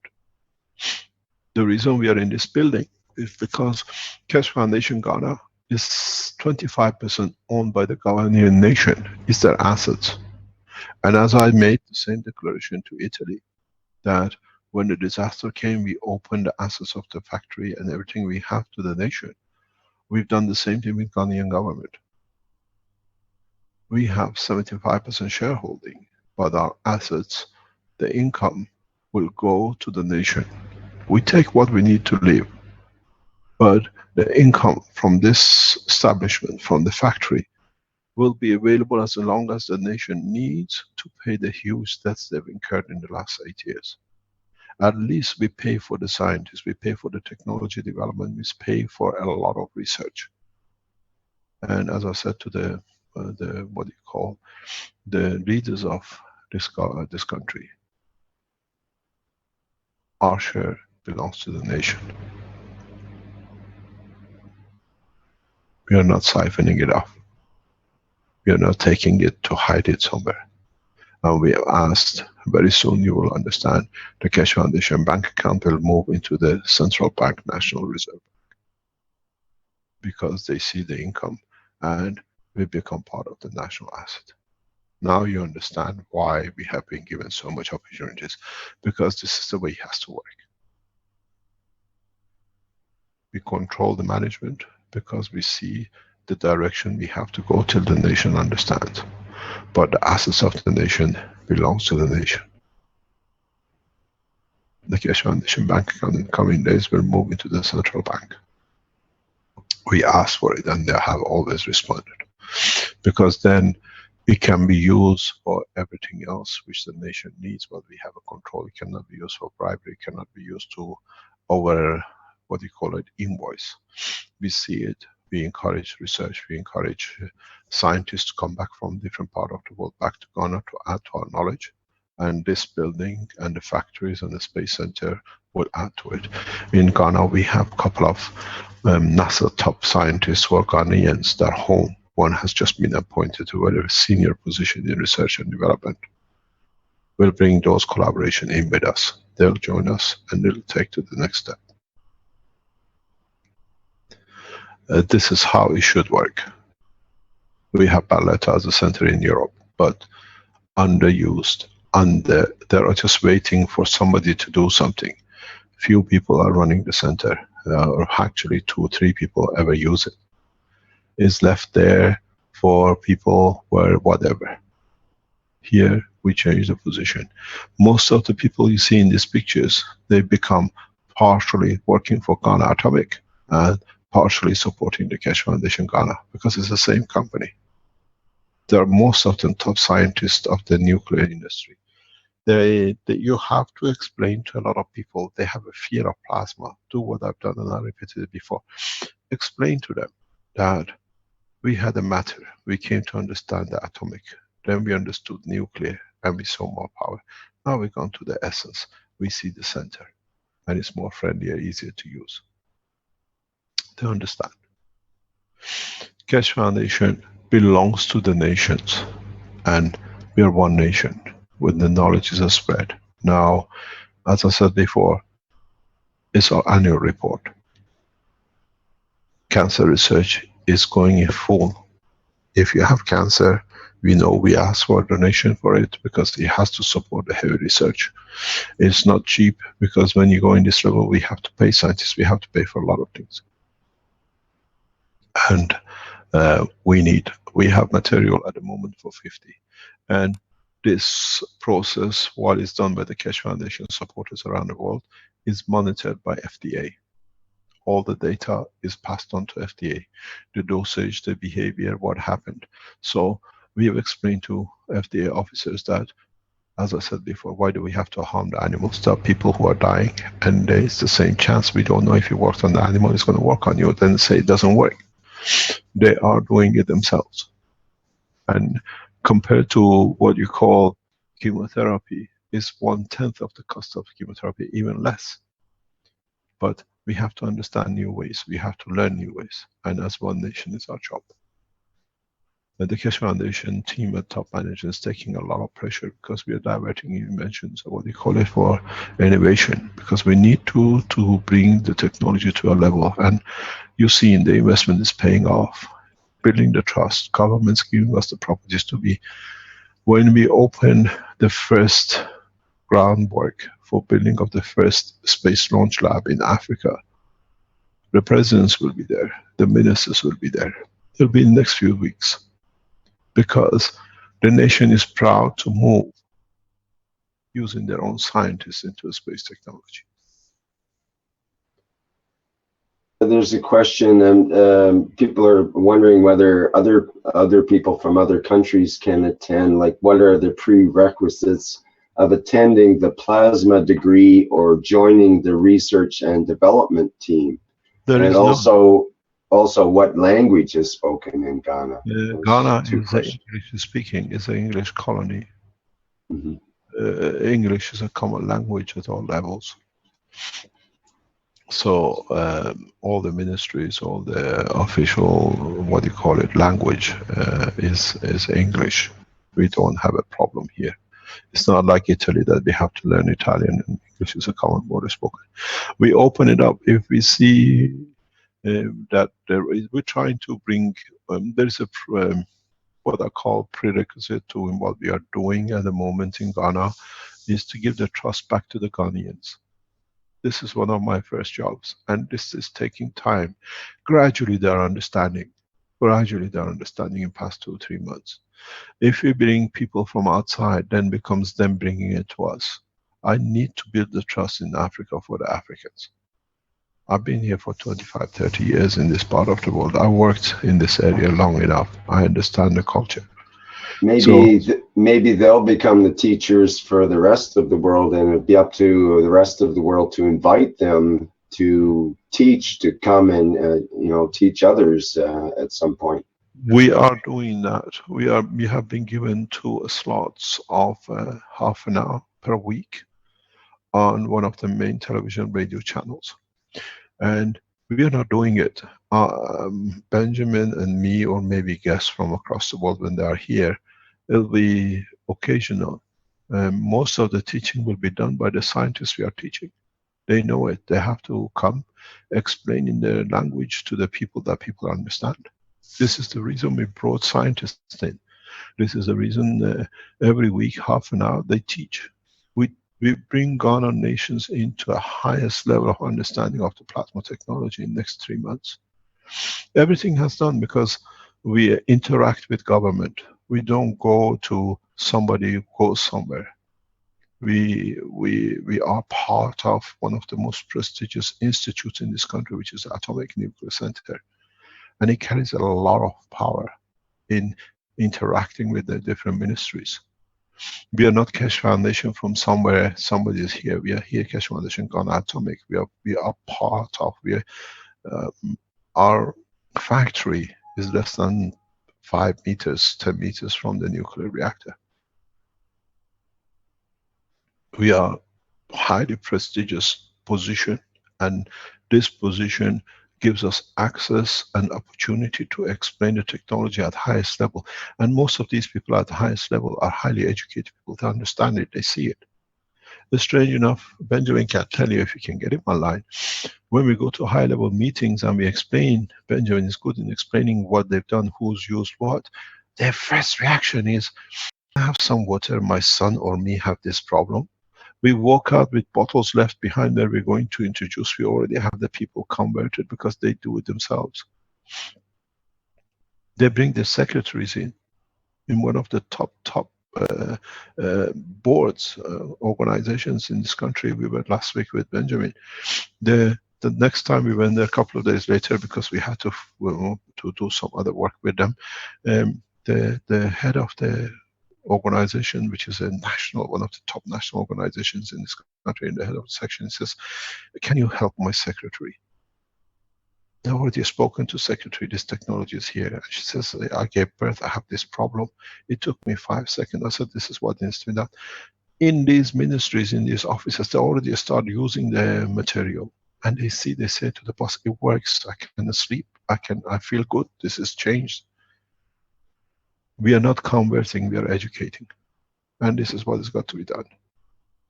You see the man talking to me at the front, he is one of the top scientists in radiation control in Africa. The twin brothers. And we are setting up new standards with the help of these people in the coming weeks for radiation detection and cleaning up the doctors who are getting contaminated in X-ray rooms, in the contamination rooms. This is the beauty of when we came here 3 months ago. We are here exactly 3 months. In 3 months, we achieved 10 years, 20 years of work in Europe.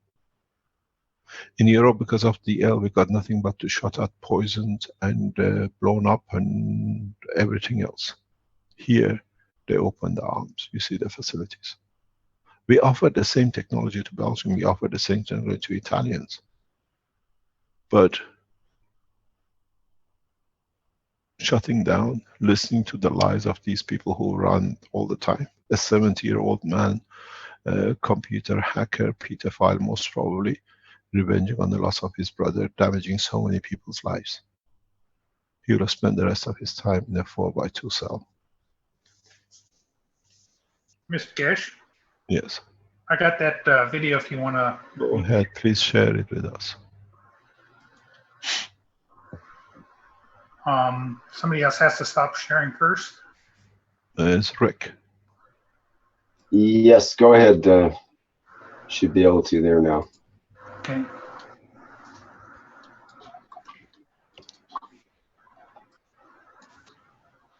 Okay, this is a very short video. It was earlier in the testing.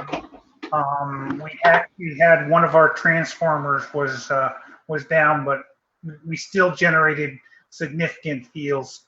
But let me show you what we found in this particular test. It was kind of unusual understanding. Let's see what we see. Okay, so we're here in Arizona, and David's measuring an anomaly in the field from all the reactors have been going for a couple of days now. They're all spinning. We have the booster cable or the booster unit on there. And what David is finding is that there's a void about, he's on an 8-foot ladder. He's all the way up at the top. So he's probably 15 feet high, or maybe 12 feet high. And right there's a void. But show him now in the middle how that void, see it's on now and it's off. So now, but in the middle, it goes all the way up to the top. Go in the middle now, David. And see how it goes all the way up and it's still beeping. it goes way high as it can go in the middle, but then it has this point here where it's shut off. But if it goes back, now pull it backwards, David, backwards, and it goes off again. So there's like a void right above the magnetic ring at about 12 feet high, but then it goes back out again. So it's very interesting. So that was that.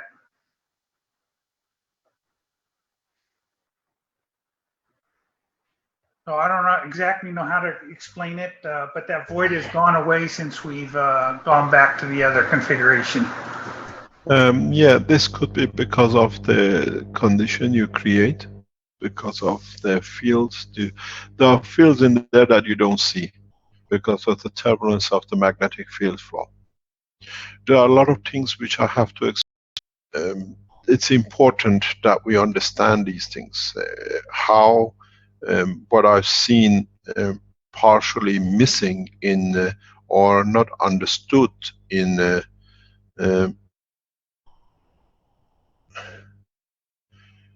teachings, in understanding the part of the teaching, and this is, if I can share screen, please. I'll explain to you what I mean. In most of the teaching we've done up to now, we always looked at some aspects of the flow of the flux, but in fact we haven't understood some of it. When we have two magnets or two plasmas, in our teachings we always refer to the flow of the magnetic fields from north to south, and the same vice versa here. But I think part of what you haven't realized, what we show here, in reality, this operation here is very much, it's this here operation we show. This is the gravitational magnetical conversion, which is the separation. But in fact, if you go back to the teaching and understand it from the beginning, there is a field repulsion between the north and the north and the south and the south too. It's this field force which keeps the separation. Go back to the teaching. Go back to understanding of the field of the plasma, where we speak about when you put north and north together, they separate. When you put south and south together, they separate. It's no difference in the plasma when it's in this shape and this contact. These fields not all go to the other, some spread, and the interaction of what comes here and what comes here creates a separation from the North Pole, and what comes from here and what comes here creates a separation on the South Pole. Not all the fields are. The field conformation and the pattern is like this. It's these fields which create the separation of the positioning, and these fields create the attraction, and when these forces come to balance with each other, this is the position where the two entities take their place. This is what I explained in some of the teachings, and I carry on explaining till we make more understanding of it. The four field forces we talk about, the two gravitational, are these two which are here. And these two here are the two magnetical, the separation. And we have to understand this. This is the backbone of the science. If one of these position is slightly wrong, the distance will change. The one plasma will tilt towards the other.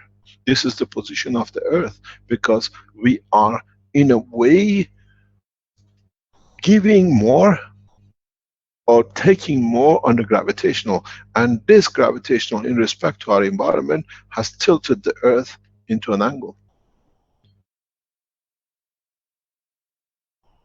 The four field forces are the gravitational, the two of each which they pull in, and the two magnetic.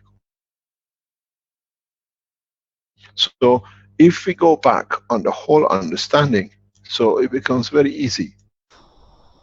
You have two plasmas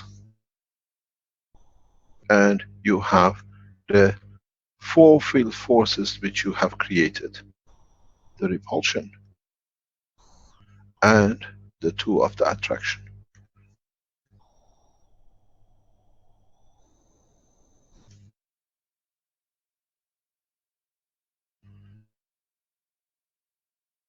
These two create the separation, and these two create the attraction.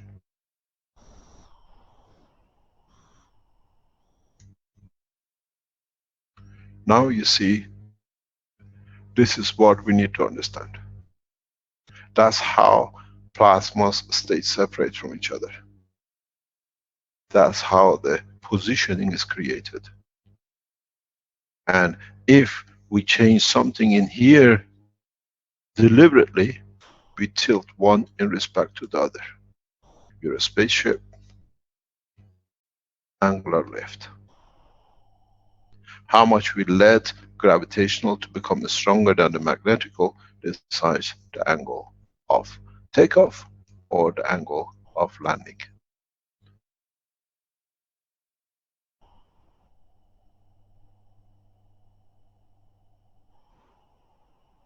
These are pieces of the knowledge which has to be understood complete. And that's why you see gaps in positions.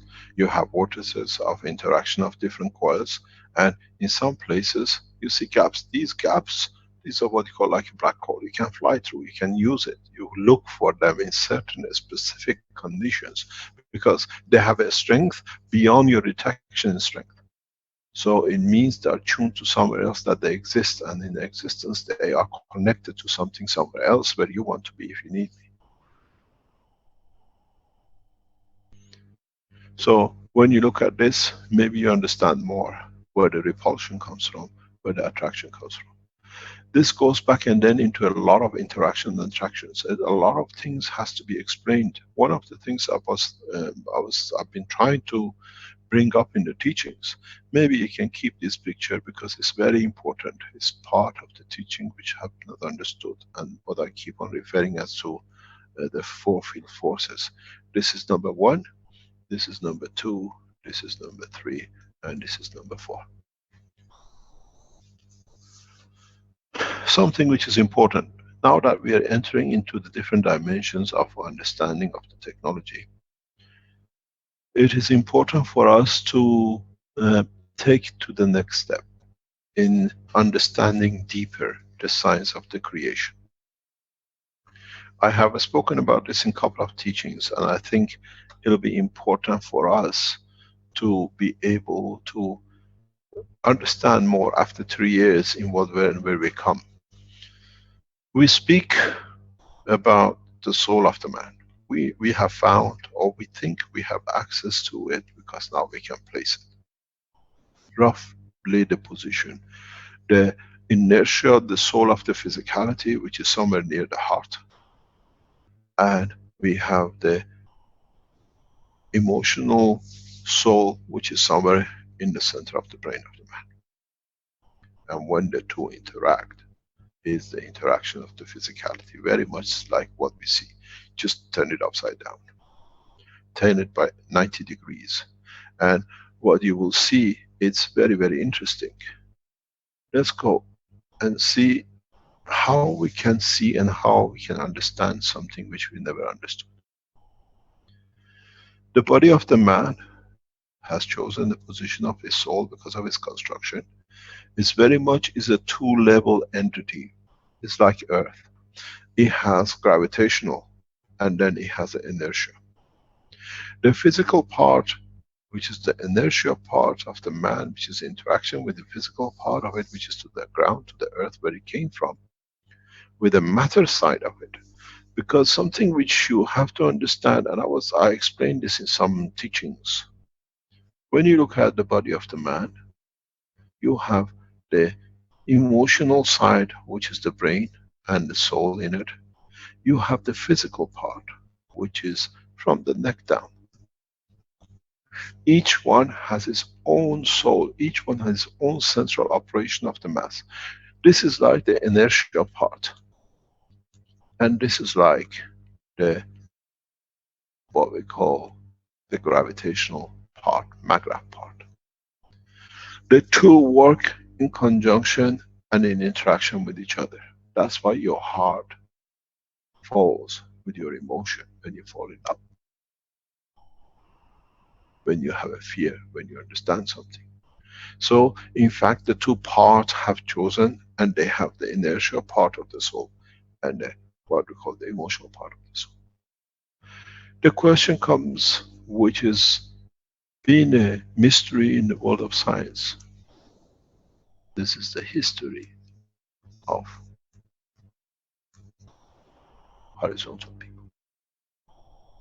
The question to ask, where is the position of the soul of the verticals?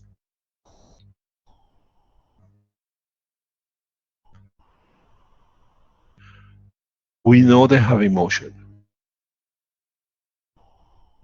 We know they feel pain. We know their response to lover talks.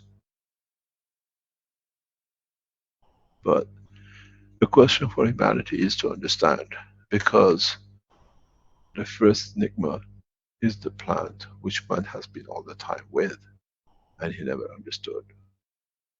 Finding the structure and the position and the working of the soul of the plant, a tree, then becomes the riddle for the man to find the soul of the entities in the universe, which he doesn't understand.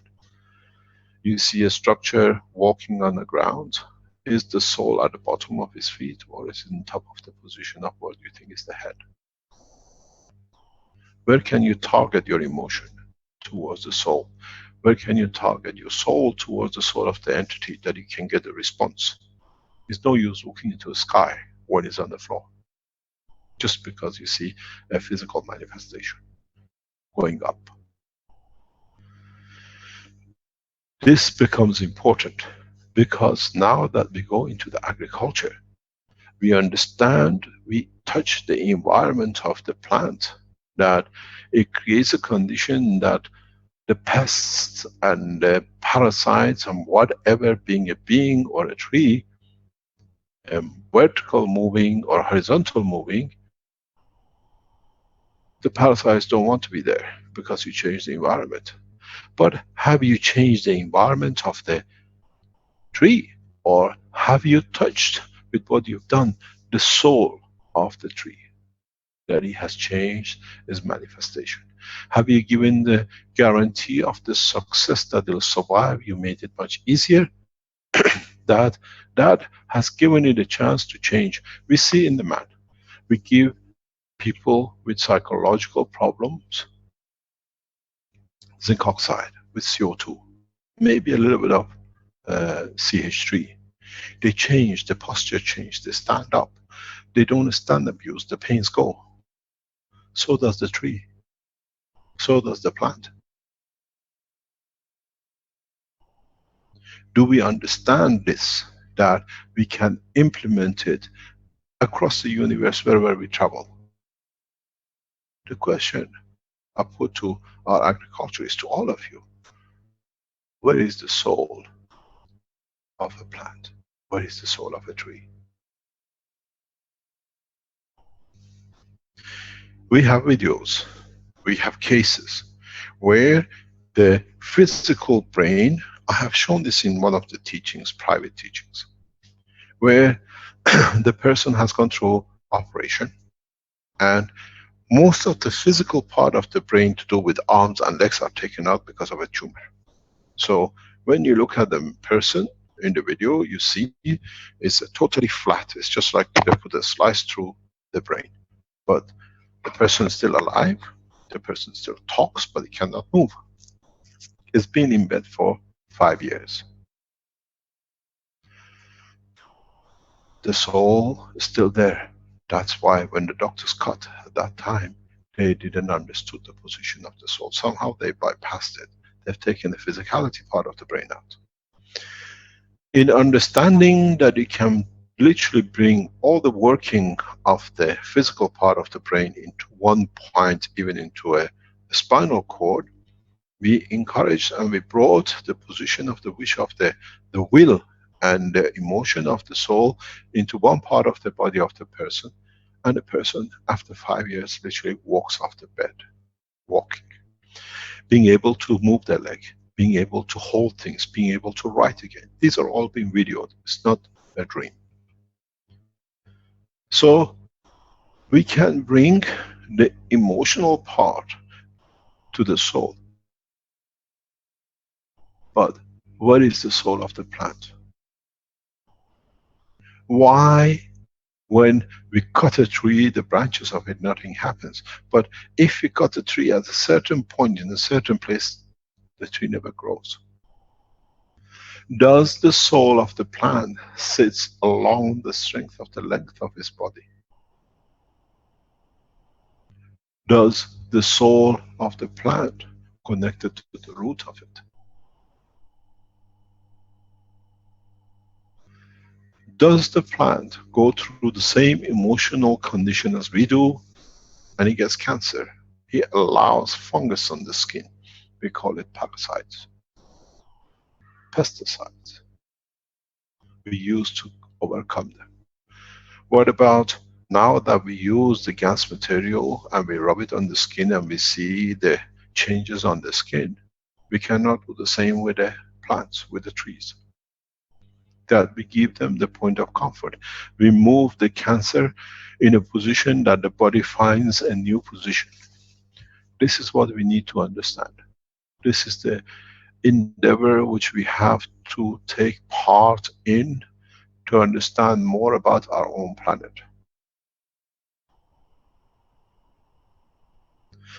This is part of the technology we have to understand. The agricultural team in the teaching, private teachings, have understood the emotion and the soul, roughly where it is, what the strength it is, but now you have to position it. Why, when we cut certain plant trees in certain way, we get certain responses? Why, when we cut a tree at a point, we take no life? It's like separating the physical soul from the emotional part. If the tree feels when you talk to it, when a plant understands and responds to your emotion, so it must have a soul too. But where is the position of the soul of this plant? We have to learn this if we become the passengers of the universe. Because we always thought we are the only soul carriers. Now we understand the hypocrisy of the earth being the center of the universe has gone. The hypocrisy that earth is flat is gone, so still some people are trying to say it's not. The hypocrisy with a lot of things have gone. Now we have to get rid of this hypocrisy and understand the reality. Where is the soul of a plant? Where is the soul of the tree? Can we avoid it? Can we strengthen it? Can we change it, that it changes its position and its posture and its environment, that does not have parasites and gives the fruit with the love? When you eat the fruit of a tree, it's the love of that tree to mankind, to the humanity, to its world, because it's giving from itself. It doesn't have the tongue to say I love you, but it gives its fruit. This is me, have some, take from me. So if the plant has such a feeling, if a tree has such a feeling, where is its soul? You're looking for the top of the tree. Or do we separate his physical soul from his emotional soul? And that's the time when the tree will not grow anymore.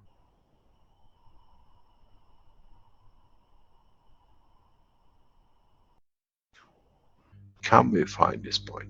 And then the question is, where does it sit? Is it upside down? Is the soul of the plant in its roots? Because it's protected the same as the man with the skull. And the body is sticking up, the physical part.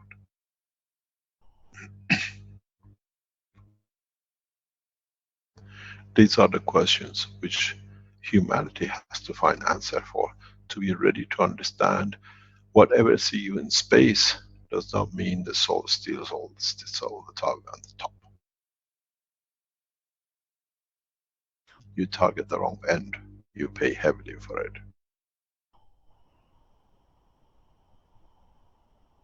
We have to understand about the environment of ourselves first, before we go further. We have to understand about the entities around ourselves before we endeavor into space. And this is why man is not ready yet to be on its own part of the universe community, because you're not educated well enough yet. We're getting there. The problem is the total understanding. If you look now, it's very simple. Is the soul of the plant somewhere here, of its emotional part? And the soul of its physical part sits somewhere here, where the interaction of the two very simply creates the aura of the tree.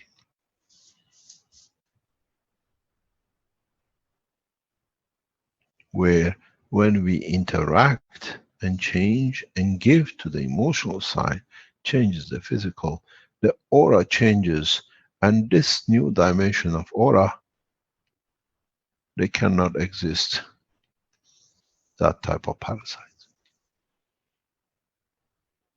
We do that with the humans. Why not with the plants? As I always say, we are here to enlighten. It's for you to educate yourself.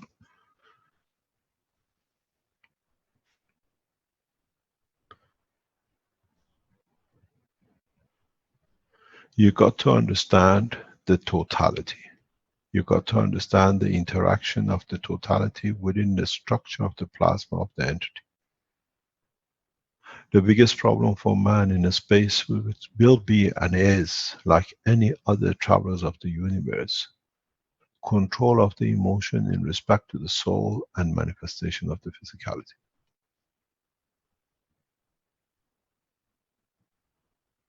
When you understand this and you fall in love with another entity from another planet,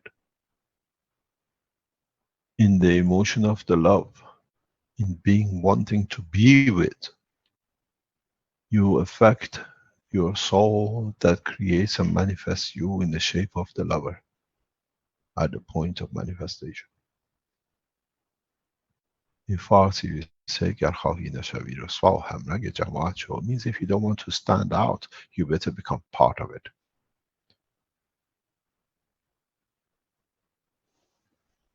Do we use our emotion to get the energy we need from the soul to change our manifestation, not to be in the shape of the human with the 4 arms and legs and have 20 legs and 4 arms, because in that area where we are, it suits the existence and it brings us to the lover we want to be with.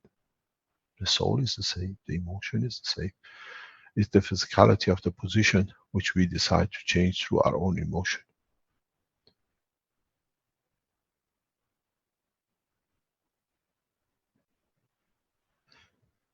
It is important for us to go in more understanding of these points. It is vital. We have no choice.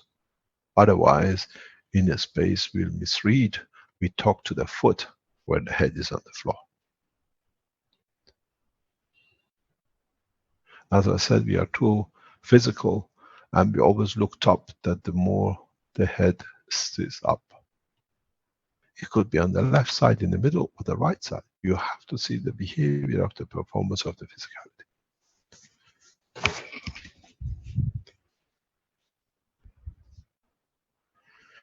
These are important. These are part of the education we need to have. And as I said, till we are not ready, the spaceship shall not be there. And you cannot be tomorrow there because you haven't understood the progress. This part of the what we see with John, what we see with the health section, what we see with agriculture, what we see with the people who make materials like gold and everything else, is the same process. There is something I wanted to explain to you. This is important. It goes out of line, but it's something came to me to tell you. Peter from Austria, he received a threat. It came from Robert.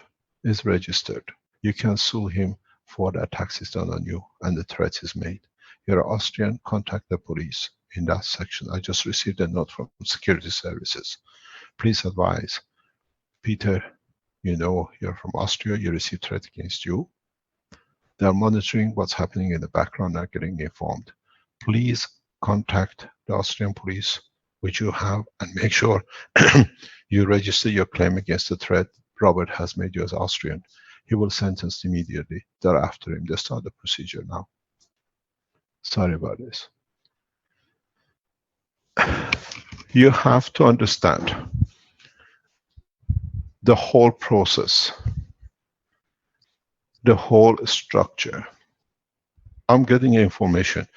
Peter, he's hacked into your computer. That's how he got the information. And the police are watching him. He's with the German guy. They hacked your system, and that's how they made the threats against you. He was laughing at that time. Now he's crying. Now you understand the process. Now understand how the interaction of duality is confirmation of existence of one with another. We have the strength of the proton, and the energy which is given by proton dictates the position of the electron. The electron is the physicality. So if you use the emotion of what you call the soul of the emotion, the strength of it, you can change the position of the heart or the strength of the manifestation. This is how it'll work. This is how you will understand. So if you understood this, you can change an apple tree instantaneously to create oranges. Because the process of the physical manifestation is the same, you just need to change partially the emotion. Then you will understand the effect on the physicality.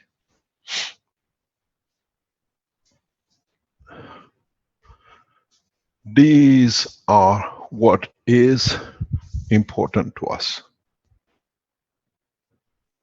This is what is part of the structure which is important to us. This is what will come to be understood and to be acted upon.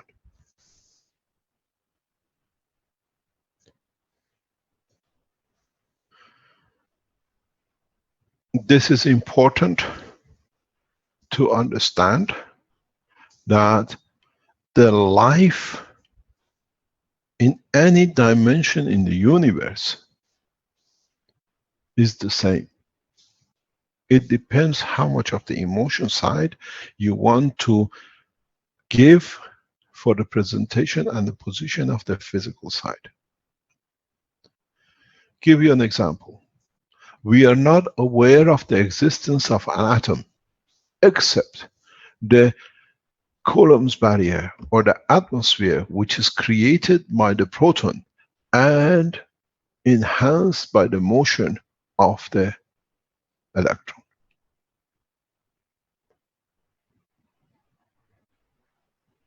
This is how any plasma is created. The center gives, and in what is converted to the strength of the matter in a given environment dictates the physical particles, which gives the boundary of the plasma.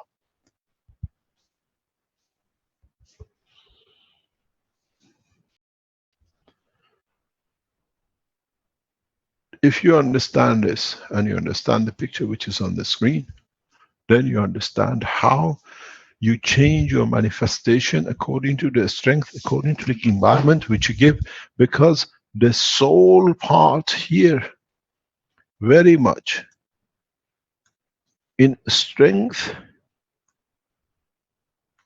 dictates the position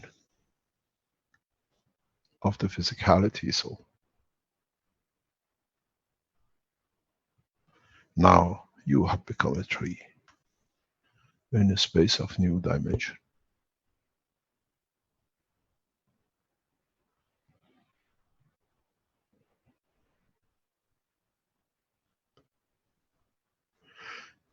I was explaining to the scientists from senior, what do you call it, teams of scientists here which we are training.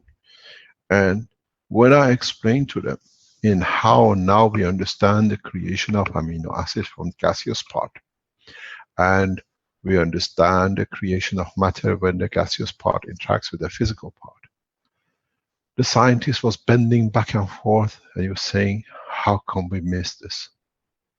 How come we never understood this? I walked him into the tanks, the scientists that are with us, and I showed them how amino acid is made and how the interaction creates blood. He says, the life, the knowledge of science has changed. Now we understand what we could not understand. Now, for them, it's a physical interaction. Now you try to explain that the CO2 container has a soul too. Now the mayhem starts.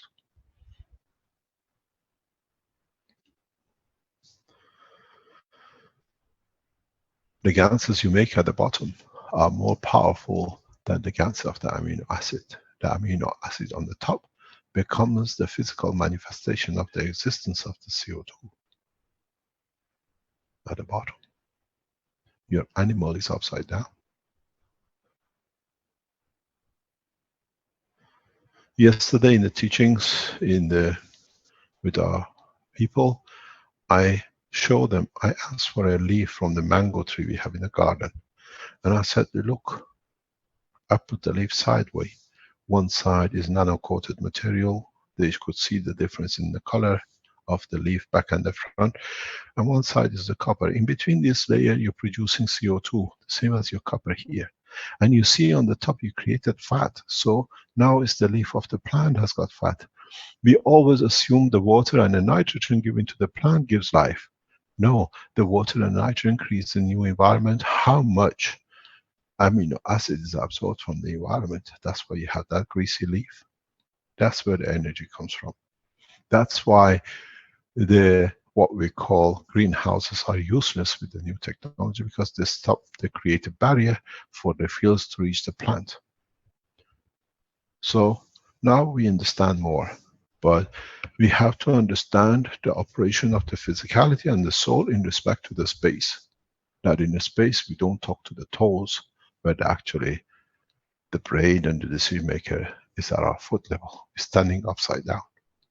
Do we stand on our head and speak to it? Or we respect it the way it is, but we appreciate the beauty of what is in front of us, physicality. Any questions?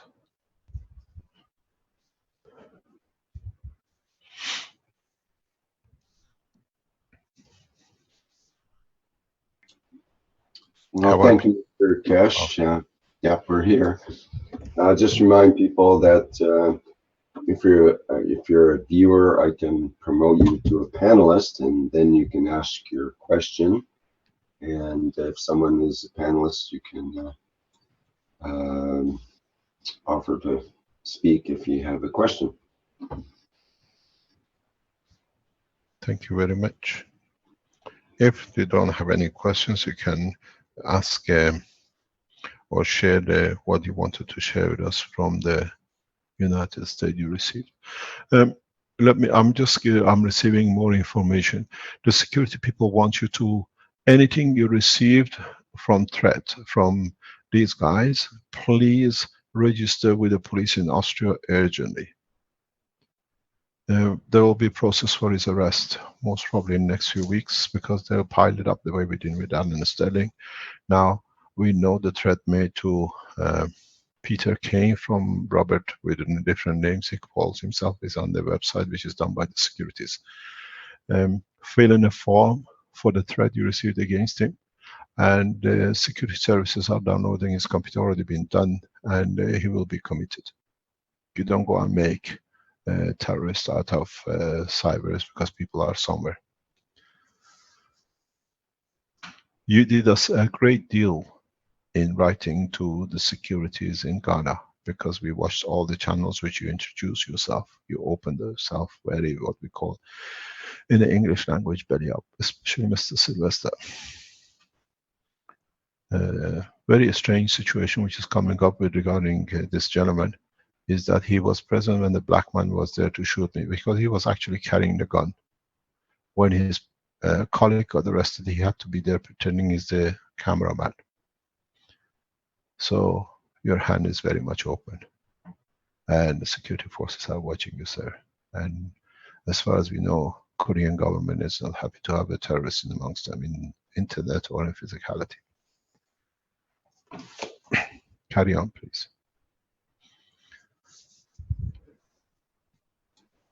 Okay. There are a couple of other questions on other topics, but maybe we would like to show what Heather Bryant has on regarding the Standing Rock protests. Go ahead, please. Okay, let's go for that. Let me get, maybe I'll bring Justin Smith in as well, and maybe he can make a comment. And Heather, are you there? Yes, I am. I brought up the photos and some videos on my desktop, and I mean, let's check with Justin and see if he's got enough of a connection where he can talk. If not, Yeah. I have several small clips that he sent in earlier, and one that he recorded just before this started. So. Yeah, I don't see his name up here now, so I think he might have dropped out. Oh. Alrighty.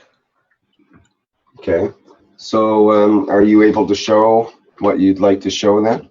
Yes, once I can share the screen there. Okay, you don't have a button that just says automatically to share the screen. We were talking about this earlier amongst ourselves, and whether you'd be able to just merge. Ah, it worked, or something's going on anyway.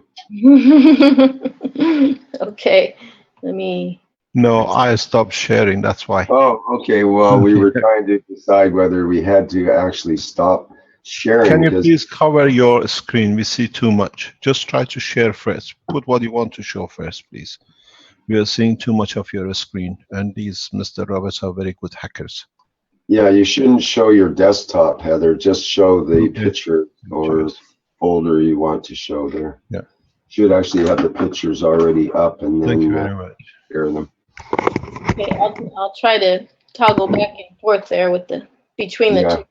I just wanted to put this up there first. That, you know, it's our, I guess, efforts in getting Justin up there and giving him some plasma type supplies, and it's just kind of funny how it's all just kind of finally come together in these last couple of days, really, I suppose. And it was an overview. What's going on, where this is, and who Justin is, what he's had quite a journey just to get there, and so on. I understand.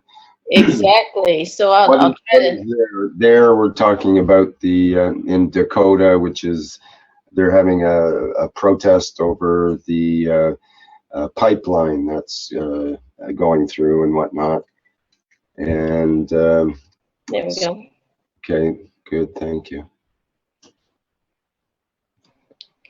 Yeah, so go ahead. Yes, describe what's happening.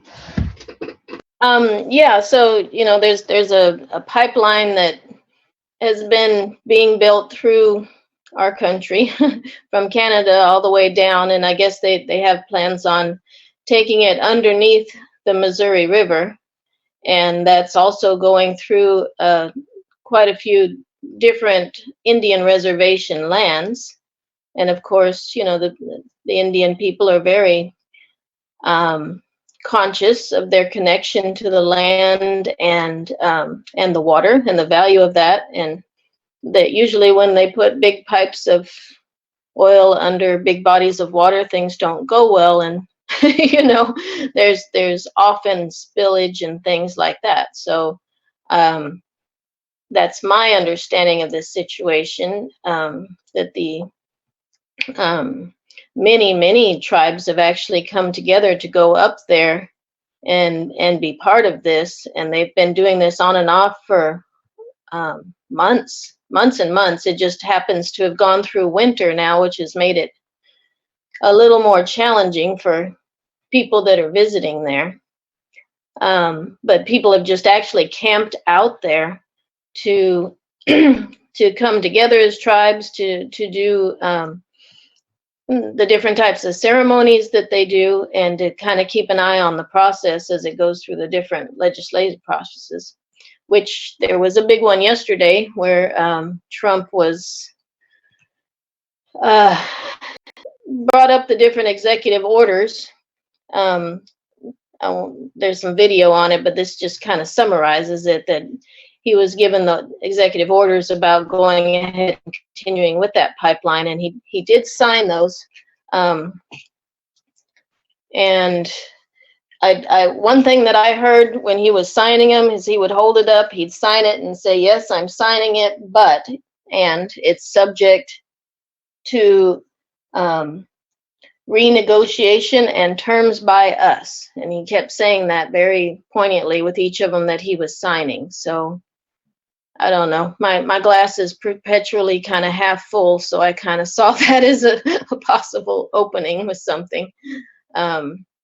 So I'm looking to see. So this is kind of funny, you know, that Justin had been traveling, and he got up there, and at some point he figured out he was on the wrong side of the river or something, and he had to kind of reroute and go back up and around. And there we go. There's some, I'll try to go through some of the pictures kind of on the way there.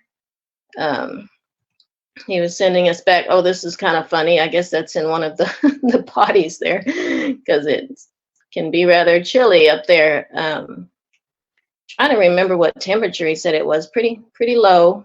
Not as bad as it had been, though. And all along we've been doing this kind of a chat, you know, on Facebook, the way people do, and he's just kind of keeping us posted as to what he's doing. He took his dog up there. Becoming some of the crews that are there to do some cleanup. I guess a lot of the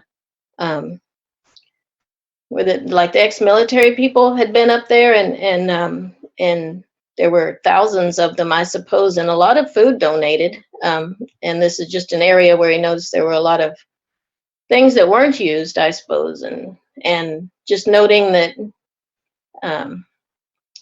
there's a lot of resources up there just kind of left around. And before he left, several of us were trying to get together some things to send him. There's his hand on the ground saying that it's not totally frozen. And I'm looking for some of the things that we sent. I put this up briefly, but I'll put it back up because I think he took off with a lot of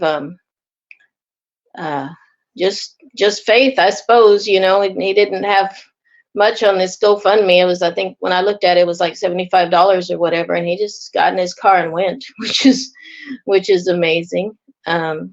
He did find the medic area, which was where the box that our local community service group put together, a box for the medic tent. We had tried several times, several ways and addresses to try to get it up there to the medic tent, and it just kind of didn't seem like the right one or the right way or the right people.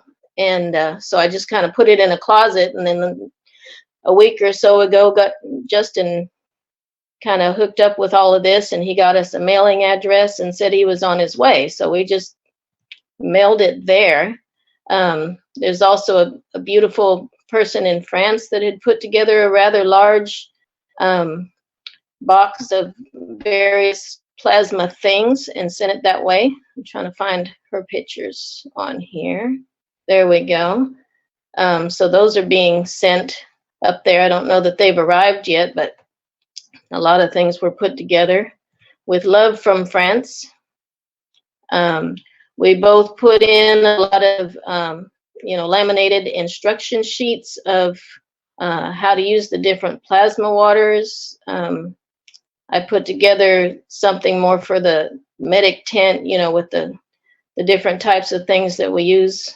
We call them cheese sandwiches and lettuce sandwiches and ACE wraps and knee supports. I showed this before, so I won't do much detail on that. And the point is that they got there, which is really fortunate. And Justin was able to, I'm going to stop share while I switch to some of these little video things. Justin said he was able to get into one of the meetings where I'm not sure of all the terminology. The elders were meeting every day, to just kind of touch base with what was going on there, and also have almost like testimonials of people saying, that they were there for peace, and also bringing up what types of things were being they were being confronted with from the other side. I'll just leave it at that. Okay, I'm going to try to share again and do some of these little video clips that he did, and then I'll do the one that he put. This was when he was getting there.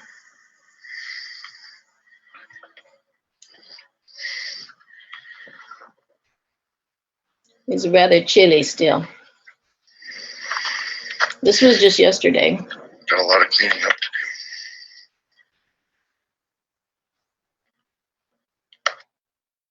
Okay, I'll take that one off. I'm gonna just try to be real careful about the screen thing, so bear with me there. I've got to make that bigger. There we go. There's this one, and then I'll do his. I want you all to remember that I learned to build everything I could out of garbage in my garage. And there are piles and piles of garbage everywhere. And thank you for the posts. I'll try to keep you guys updated. I got to try to find a battery charger or use my car. He had said one time that, I guess, in this technology, and Keshe has taught us well to scavenge for things and be able to find all the parts and things that he would need to make guns and nanomaterial and whatnot. So we've been just kind of manning that chat and just giving him ideas of things to do. And of course, he's very knowledgeable in these things as well. Let's see. Are these flag of each tribe? I believe There's your so. flags, honey. I'll pause it and see. That's like the area where they drive into the camp. Rusty, there's your flags, honey. There's been several young ladies that have been there, and they've kind of helped us with getting some of these videos up and posted and available. And how is the use of technology affecting these tribes or the people? Well, we haven't got it right. That's the anticipation would be that there's a lot of opportunities to use it. Like I said, he just got there yesterday. He's just barely getting the boxes of what we have sent him. So it hasn't started yet. He hasn't been able to get in, start using it yet. We're giving him all kinds of ideas, and we wanted to ask you as well as, what kind of things you could see that would be useful in this environment, where they're basically running off of generators, and this is the indoor area where they talk. There is a situation where I ask a question? Yes. Heather, is Caroline. Are you aware that Marilee has arrived in the camp as well a few days ago? Oh, I didn't know that. Okay. Yeah, I've I've been posting the information out. She has brought a lot of stuff with her, and she's asking to connect to other people which are in the camp. So maybe you can find her through Facebook. Yeah, we just get the two of them together. I think they're talking on the chat. This is one of the I don't know if the correct term is a chief. Justin did post that there's quite a few of the elders there. They have there's a lot going on. Like there's a cough that everybody seems to have. There's some of them that are kind of back in hotel rooms because they're not healthy enough really to be out there. And it just seems like the technology could be of a big help to some of these folks too. And so this is the last one that let me take this. This was the. Excuse me, I see that Justin is back in as a viewer. I just promoted him to a panelist, so maybe they'll have something to say as well. Okay. Do you want me to play this 3-minute thing from earlier, or let him talk himself, or? Well, sure, you could play that. I think would be a good idea if it's appropriate. Yeah. This is what he sent to play. Hello to everyone who does not know me. My name is Justin Smith from Michigan, United States. I'm a student with the Keshe Foundation Spaceship Institute. I am here right now in Standing Rock with the indigenous people who have gathered together after 150 years of separation to come as common collective to protect the water from DAPL and the oil pipeline that is infringing on their property. What they are doing here is beyond parallel. Reuniting, beside their differences, coming together for a common purpose, life, that they're leaving behind. They know how important it is, everything, their water, their land, and especially this unity that they are rekindling. Not all of us can help in every way. And I'm reminded now by saying of Mother Teresa, where not all of us can do great things, but we can all do small things with great love. I have donated my time. I am here. I just got here. There's a lot left to do, a lot of cleanup, a lot of people that are sick, a lot of people that are cold, a lot of people that are going a little bit delirious with all the confusion and sprayings of toxic gases, rubber bullets being shot at them, sprayed in their faces, mace and everything. The violence has stopped here for the moment. It's basically the calm before the storm. We know more is coming. Anyway, we have set up a team that has put together as many resources as possible in the background for the last month and a half. And it's taken quite a bit of work to get to where we are right now. At this point, we are here. We are ready to help. And we are already underway. Not really looking for a whole big pat on the back or anything. But Mr. Keshe, you taught us all to love ourselves. And then if we really want to change the world, we got to start with somebody else. I've been traveling the United States to try to reach the people I can before I got here. So now I'd like to put my message out there. A little prayer. If you have the ability to help in any way, even your conscience, put it up, put it out there. Peace, wishful thinking, love, and unity. Together we are one. Thank you. Take care.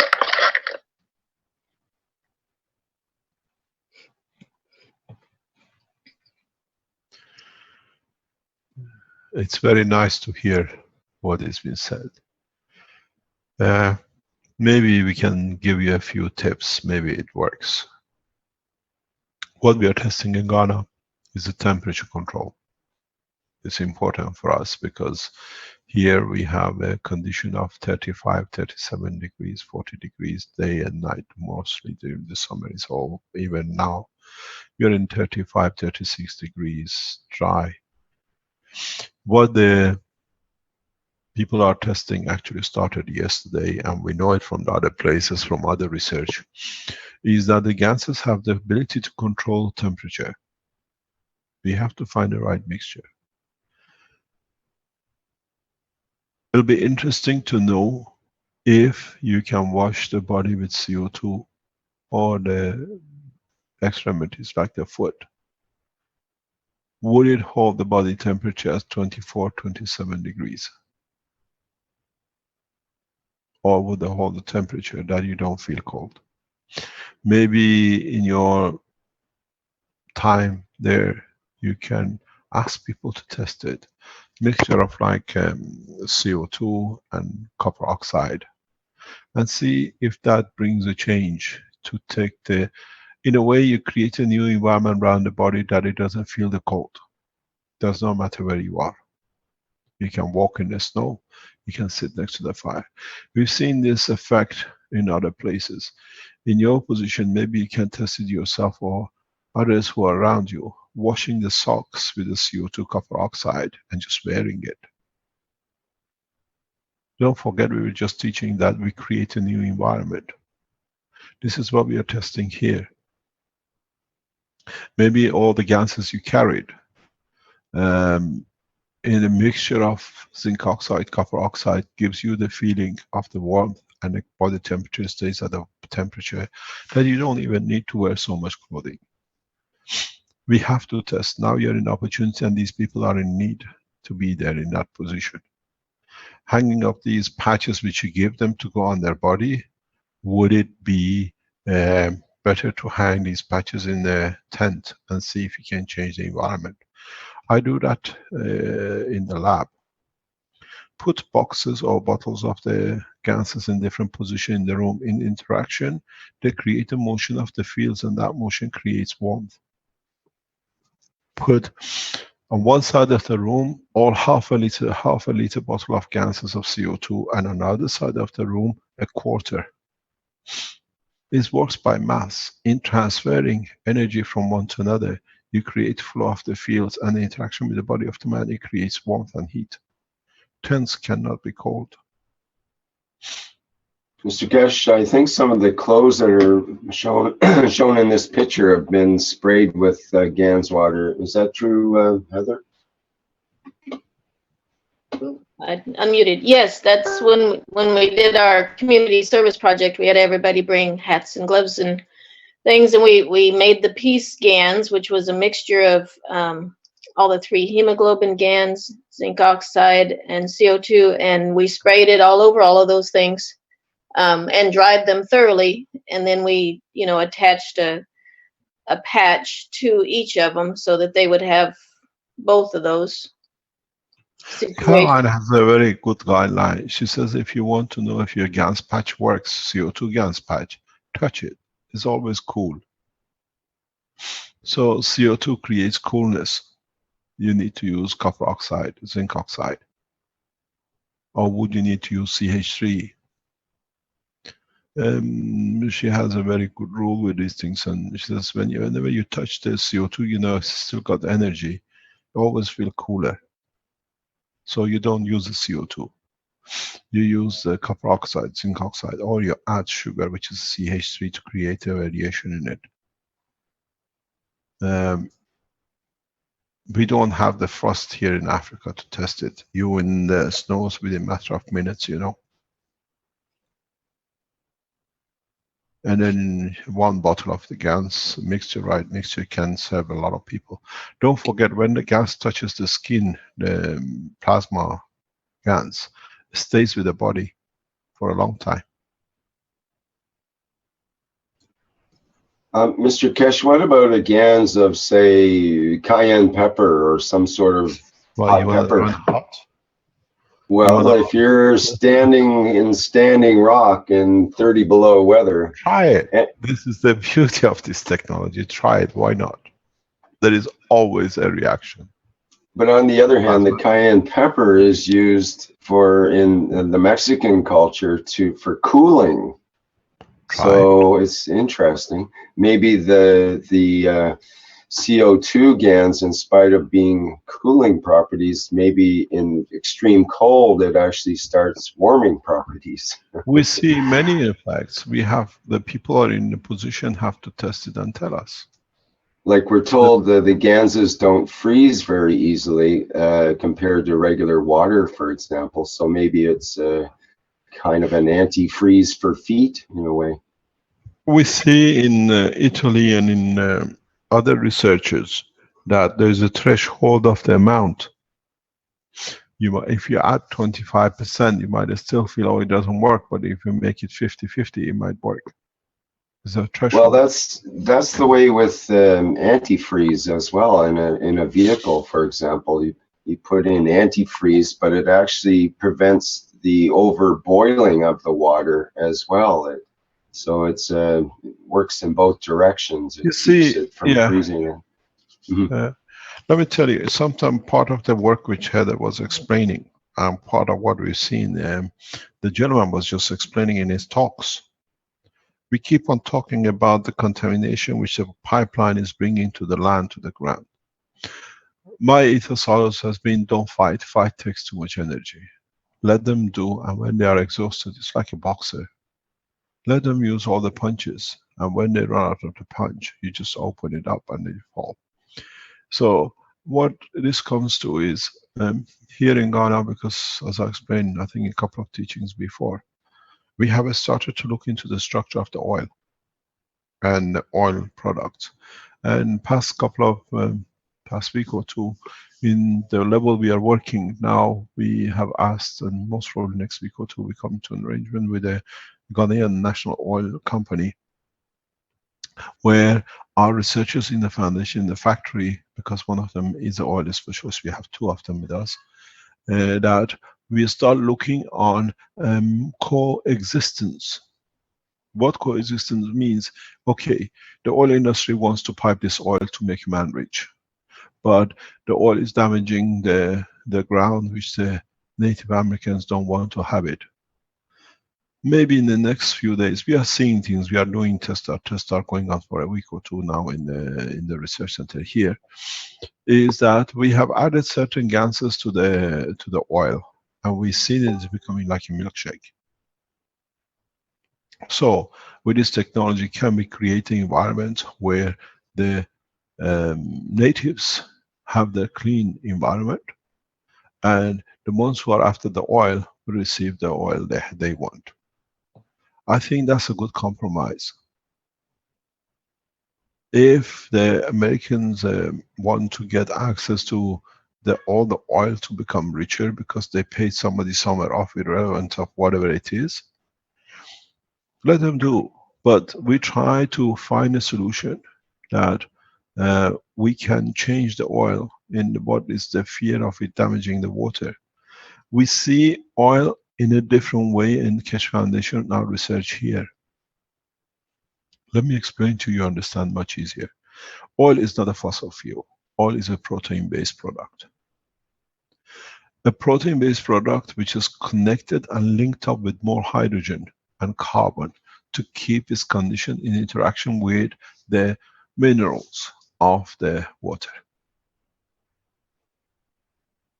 So what it is, if we can, this is the way we are approaching it, and we think about 99% we are right in the very near future we explain.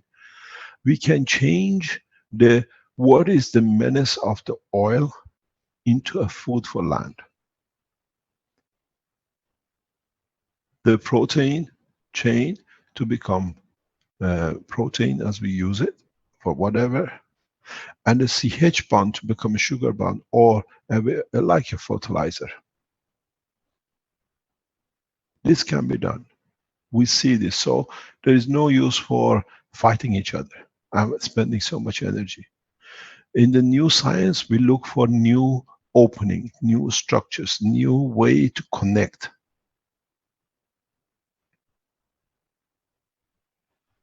As I said many times, we don't destroy anything. In the universe, you don't destroy, you accommodate. The fear of contaminating the water, at a point where it could be, you just add this new material, or you put a machine near it that it creates a different condition environment. The oil man has his oil. The native has his land with the sweet water and the food. Those of you who have tasted CO2, it tastes sweet if it's got some zinc oxide in it. The water which is nothing, that gives you the pleasure of the emotion of satisfaction. We can do the same with the oil. I used to be in the oil business for a long time. When I was explaining this to the oil people, they understood. It has an extra acid. The only thing which we are concerned with in this oil, if you are with the Red Indians, ask them, has the oil been analyzed? Send it to me. Then I can tell you how we can set up experiment, how to maybe change it. One of the reasons I was explaining to all industry people here, they understood. In Europe, if you buy a land which used to be a petrol station or fuel station, or where they used to use fuel, as I explained this to the teachings before a couple of years ago, you have to dig out the land and remove 6 meters of the soil for whatever reason. And they say, the reason we are doing this in Europe and in America is because the oil you tank in your car carries uranium and certain amount of plutonium. It's natural process, depends how the oil washes the sand, and if it's there, it takes with it. In the refining business, we are not looking for nuclear contamination, but every oil inevitably has certain amount of nuclear material. You have to understand the principle, the totality of it. Oil is created on the sea level. The amino acid washes it, goes through the sea. The water, salt water, lands at the bottom of the sea. It already has become living structure, but with the pressures which is on it, pushes through the filter of the earth. It's like any filter. You put charcoal, you put calcium, you put anything else. Earth is a mixture of the filter of the whole entity of the existence on this planet. Plutonium, uranium, radioactive material is part of it. So when we get to the oil at the bottom where it stops, it has washed everything with itself to the bottom. The pressure of the water on the top has pushed it through. When we take oil out, the first thing is we send it to a company called SGS. You cannot deal with any oil, even at the time of you put in the tanker, you get the SGS report. When it arrives, you take SGS report. At the port of entry up to the refinery, they have to give you SGS report. And in this SGS report, we see the minerals, we see all the content, what is contained in it, if it fits a refinery, because oil can be changed on the high seas. So certificate of the port of arrival before this discharging is important. And then we look at it. We look, always we look for uranium and radioactive materials inside it. And we discard it, it means we don't clean it, we let it go through. Because then you have to fill in radioactive certification, you carry nuclear material, and the refineries over decades of work have literally put a blind eye to it. But in marine oil, and in some of the fuels which are not filtered properly, like call it a forest star. If you look at a forest star, like in Africa, it's a reddish different color because it's not cleaned up properly. So the radioactive material which we discarded, we ignored, lands up on the land in the plot. When you buy a land or you're trying to change a petrol station, like in Italy, in Belgium, whatever, you have to take a soil sample that they tell you is certified, they can use it, you can build on it. And in that certification, we look for uranium that is always there. High level of uranium, plutonium, some cases. So we have to understand, when you deal with this oil, get the analysis of it. Let's have a look at it. And there are ways to make it safe that the both can coexist. I don't support President-elect or President now in position, Trump, in respect. Yes, we go ahead. But I offer an alternative to the President. Let's look. There is an alternative. Support the research. We are doing it here in Africa. Support the research and then offer an alternative to the Red Indians or to the natives or anywhere. In Nigeria, we have a bigger problem with these things. We can change the oil to food. That's what it's going to become anyway. It's the CH bond, plus the amino acid.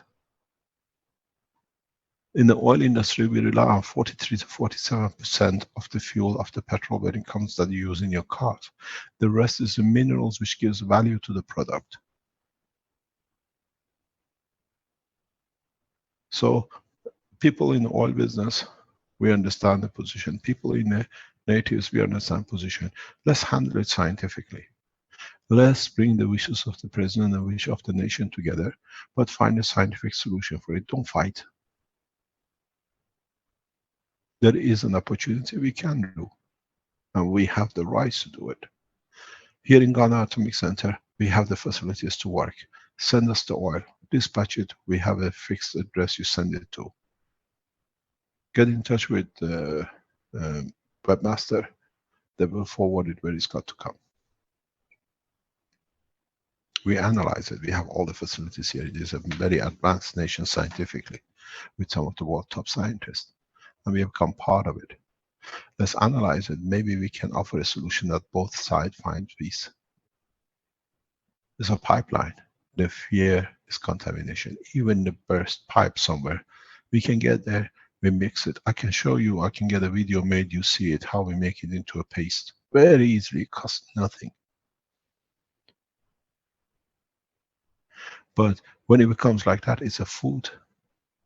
It is actually minerals which we can use.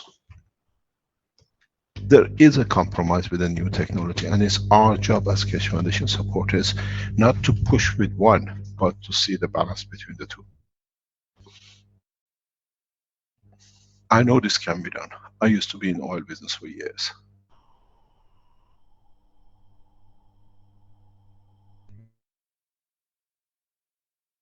So let's look. Let's find a compromise that both fit. But this compromise is delivering a practical scientific solution, and we are researching here now. We are using different combination of gases, and we see the effect. We are using different things, and we see there is a solution. Just give us time. But let's bring the government and the Red Indians together. Send us the sample of this oil. We have to see what's the content of it. Maybe the Red Indians ask the pipeliners the same as in, what do you call it, in South America, where they built all the casinos that the native Indians are benefiting from it, from all the casinos built, because they get payment for it.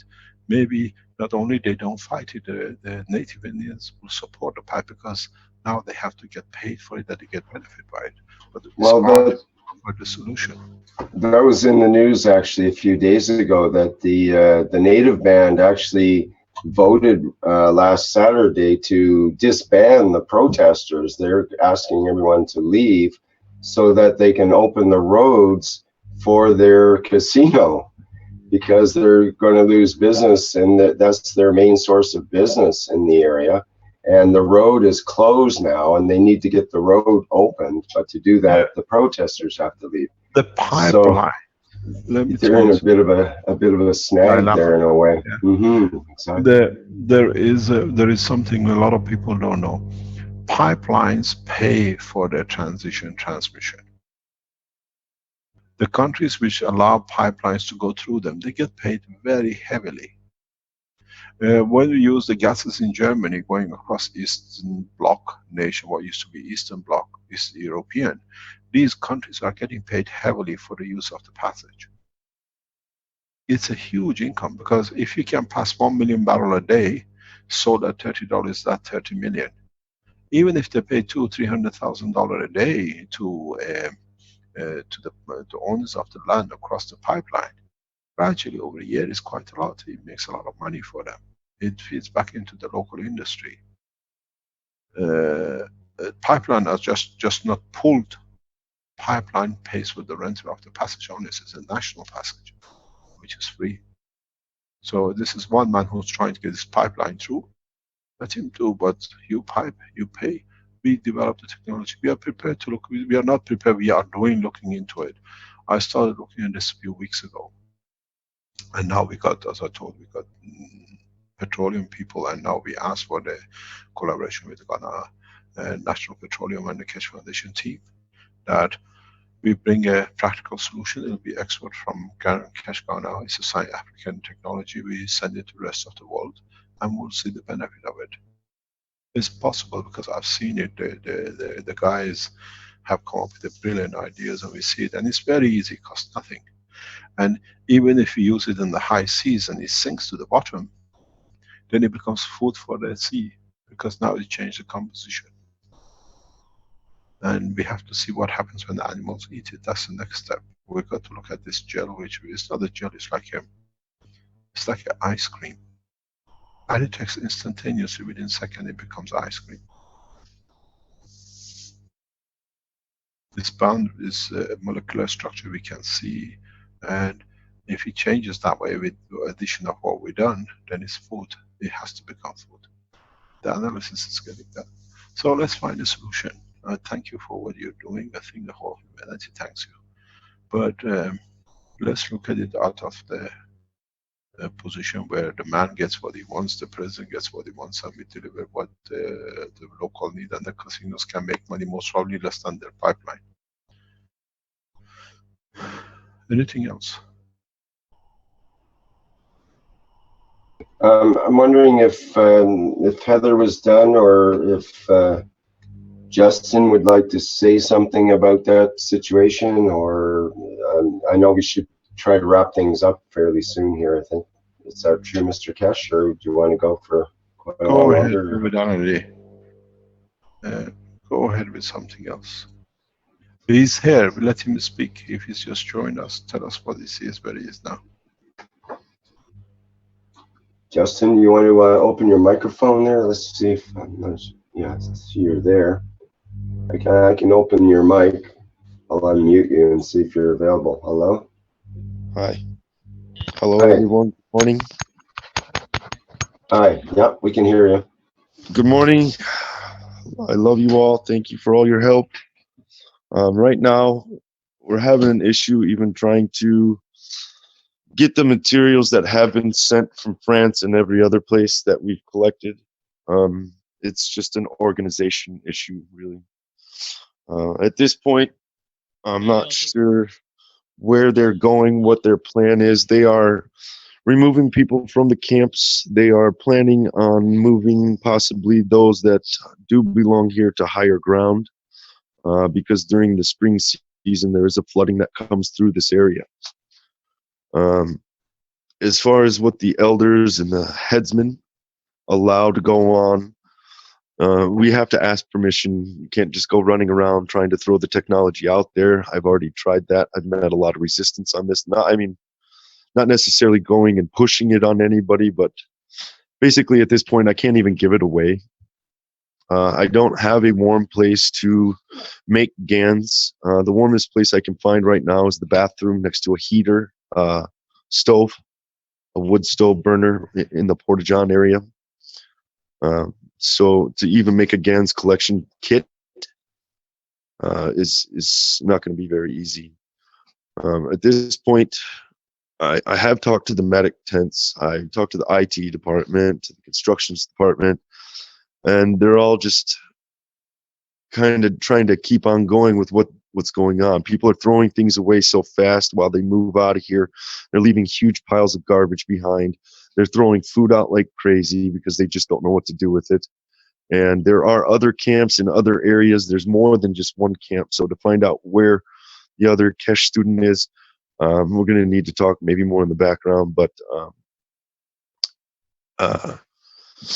it's a lot of turmoil at this point right now, because there are those that came to do something and make a difference here, and then there are those that are here to actually protect their land and water, where the two at one point were on a common line, but now there's a vast difference in what their initial intentions were, whereas the spectators are possibly trolls, if I may use the term, that have tried to turn public media into something that makes it look like what's going on here is of the wrong intention. So the elders and the headsmen of the tribes are doing their best to remove what I'm going to call riffraff, those that have caused violence on themselves by provoking the guards on the hills over by the pipeline. It's not everything that we see. There was a news crew here, a couple of news crews here yesterday. I did my best to just try and stay away from them, actually. I did go take pictures of their vehicles and everything, but I'm not really trying to get a whole bunch of publicity or anything. I just wanted to come and heal people and then go home. If we can, it'd be really nice to give them some heat too, because they're going through an awful lot of resources just to warm their feet. In that sense, there was a comment in the chat here. Let me just bring it up if I can. Alex Skorik mentions, I have used CUO GANs to keep my feet warm. Just dab my feet with a towel dipped in the center of the plasma jar. Had to repeat every day to build up. So that's a big clue there. Alex is pretty sharp. He's a very technical person and quite bright. And I suspect that last statement is very significant. Had to repeat every day to build up. So it's something to consider. Mr. Keshe has just mentioned the CUO GANs rather than the CO2 GANs. I did hear that about the coldness, with Caroline always pointing out that she's very in tune with the touch and feelings. So that's good to know. Great, thank you. At this point, I just want to refer that it's going to be hard to find a place to even set up a collections kit that isn't going to be disturbed, that isn't going to be taken down, moved, and bumped and ran over by somebody. So, okay, well, number one thing will be to get in touch with the other Keshe person there. What was his name? Marley, I think was the name. Is it Marley? Wasn't that the name? Someone help me with that, Heather.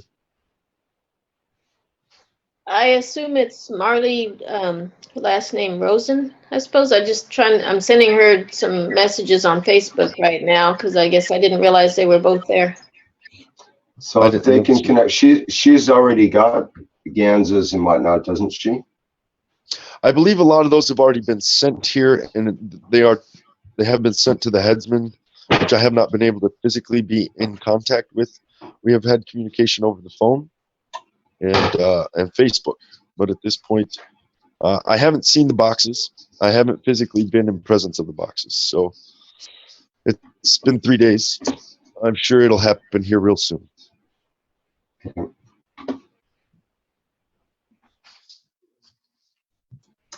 All right. Is there anything else we should look at or talk about that?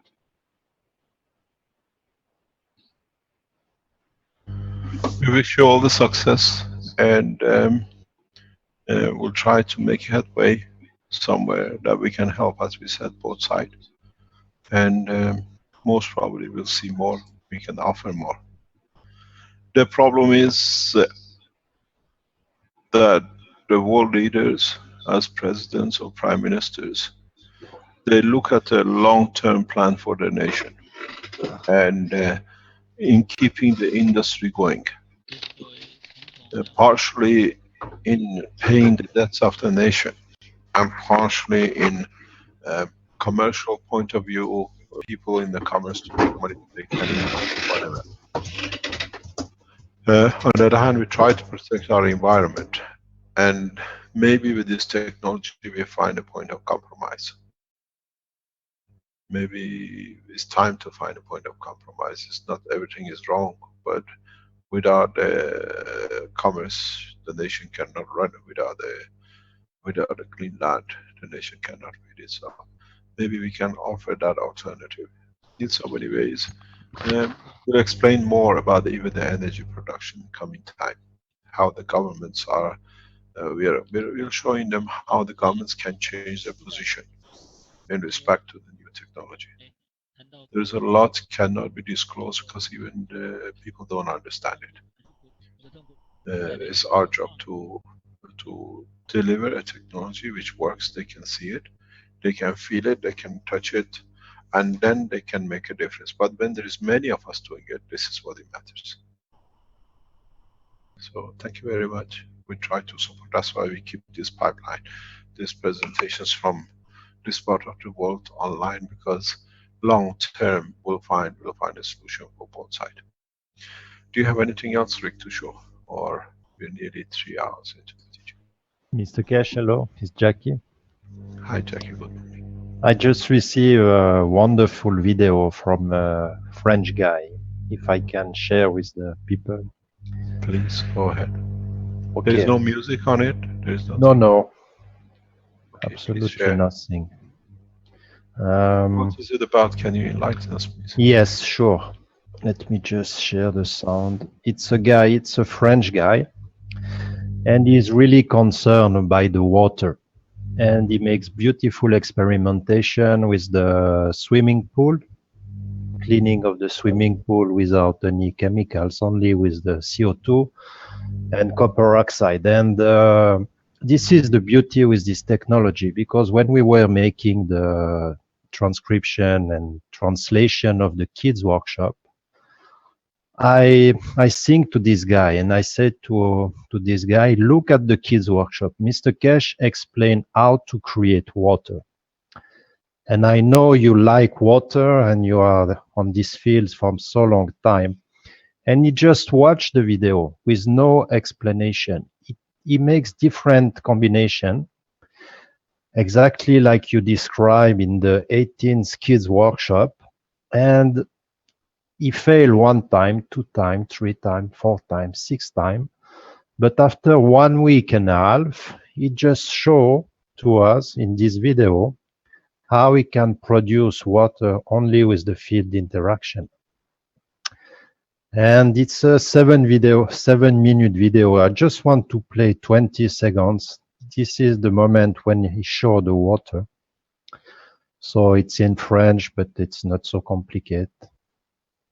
Bon, donc j'ai un coup avec un ventilo, mais c'est trop efficace, ça sèche tout, ça va pas. Là j'ai carrément les gouttes d'eau. Hein, ici, voilà. Et puis après, j'arrive en bas. Là, j'arrive en bas, et là, on va voir un peu la petite récolte du premier jour. C'est extraordinaire, hein, bon, c'est sûr qu'il ne faut pas être gourmand, mais il y a, regardez. Voilà. Je montre à la caméra, j'espère que j'ai tout bien réussi. Donc j'ai 5-6 mm dans le fond du pot de yaourt. Voilà la première eau. Alors que si je mets mon doigt dedans, c'est pas la peine de... And this is the beauty with this technology. And this is only with recuperation, recycling materials. And he explained this. How to collect these materials, how to create this. It costs absolutely nothing because it's all recycling materials.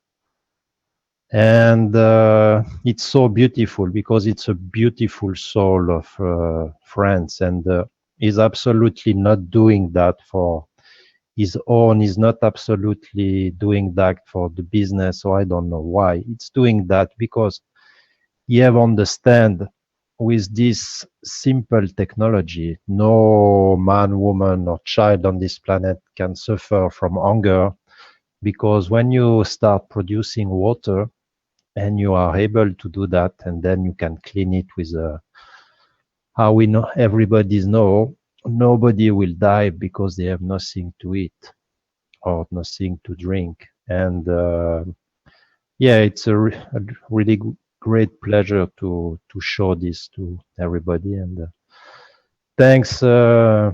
Keshe, from your technology and all you bring to us, because it's so simple, you know. The people just need to understand. This is why it's so important to translate it, because before that it was not open to the people who were talking in French. And this cannot happen if the people cannot understand the technology. So it's really beautiful. Thank you very much. Is it possible to translate this into English or transcribe it that people can translate it to other languages. Sure. Yeah, and somebody asked if there's a link or is that video available on YouTube? For the moment, it's only available on the Keshe Foundation French. On the Facebook, he posted this morning the video. If we can bring it into one part that it can be shown as part of the blueprint or testimonial or whatever it can be done, it'll be fantastic. The water creation of water is very simple. What we are doing now in Ghana, we are taking the water from the sea and they start processing it. That after interaction with different gases, we have a what we call clean water to drink. We know certain gases kill all the bacteria and parasites and the rest. That's not a problem.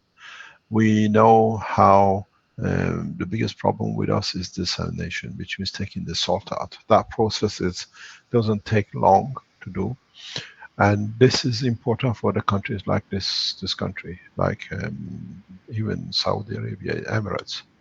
They spend a fortune for desalination and cleaning up the water. Where with this technology, we can add a few drops of water into the water, we change the water. This is important because what we see, if you create a condition of interaction of the waters to clean the water, there are no waste. And there's a lot of gain in every aspect to collect the minerals and the rest of it. And this process teaches us a lot. But we can use water in respect to another water to create a plasma condition of water to create water. This is the secret about this. It's no different than when you put a copper plate nano-coated and a zinc plate and you create CO2. If you find a right combination of mixture of the water with what you have created as a nano gas of the water, because you've done a lot of, you have done this, and put them in front of each other in a given condition, even in the salt water or even in natural water, you should see the tank floating up. The principle never changes. It's us which loses the sight of the ball. This is the secret. You want to create water, high quality water. Look what you've done with a copper plate and a zinc plate. You create an environment of carbon, which in interaction brought you CO2. Look at the gravitational field, the strength of the water and the gas water. What you should see, the rise of the sea level, the rise of the water in your container. Last time, you locked into the carbon fields in the water. Now, if you've done it cleverly, you lock into H2O and look at the structure of the amino acid. COHO, COHNC, or CONHSC. It's got different combination. So now that you create the magnetic field of the water, because there are two waters, look what you do with the zinc. You put a nano-coated zinc and a normal zinc. What do you get? You get a gas of zinc. In combination with a oxygen in the water, you get ZnO2 or ZnO. Why don't you repeat the same with a gas of water? You go and get the seawater, make a gas of water and a water, and put it in the water. You should see the level of the water rising. That's how you produce it. This is how the sea produces extracts.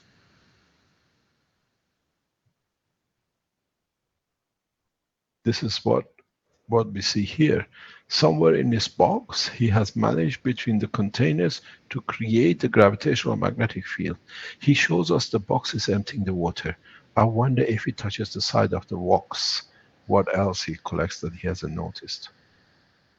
Because now you have taken the hydrogen out of the bond, because the oxygen was in the water. You have taken the oxygen out of the bond.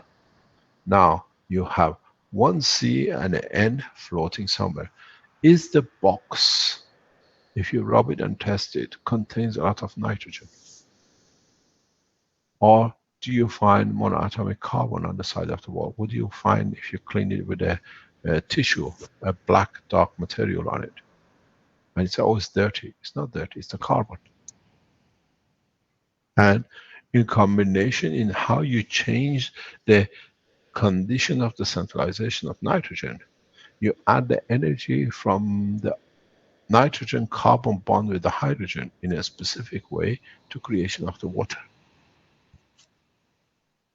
You release the oxygen and the hydrogen, and every 2 molecules you allow the energy of the nitrogen to be added to the second hydrogen. Then you have your H2O. Then your nitrogen releases, it becomes a carbon, and you have 2 molecules of hydrogen extra. So you create a hydrogen bond with your nitrogen and the oxygen. So you should see the level of water rising in your container. But if you nanocoat the container, you work in the atomic condition and the magnetic field plasma condition. So if you clean it, you see blackness, it's the carbon you have produced. This is to understand the science behind it, and just by accidental creating it. Somewhere in his position, he has a CH3, or what do you call it, nano-coated GANs of water, and water somewhere which is not there. And that creates a condition of H2O. And it's extraction from the above. It's not condensation. You've done it.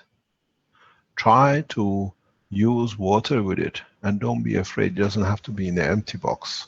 You can do the same test in a water box, seal it, and see, mark the container and see if there is in the level. You get a more efficient, you produce more water that way.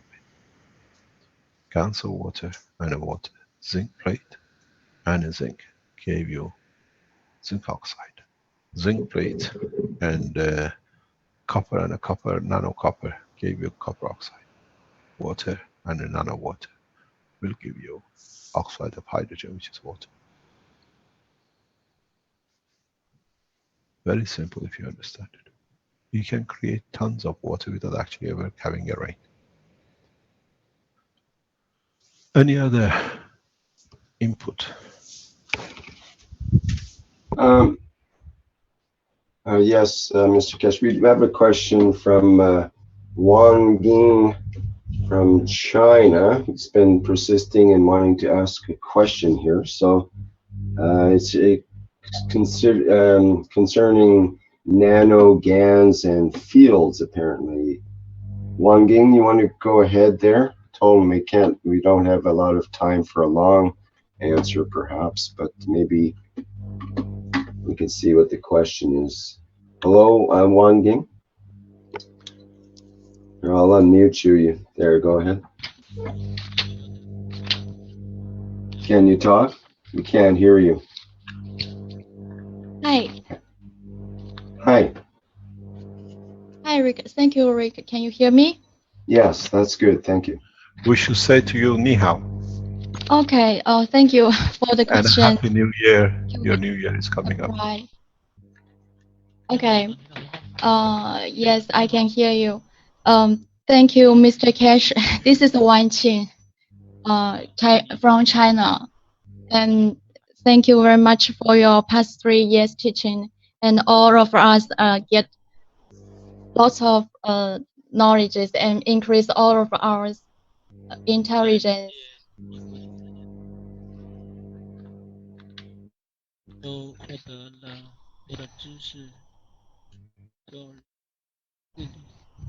And today I would like to ask some question about the nanocoating method. You are talking about three type of.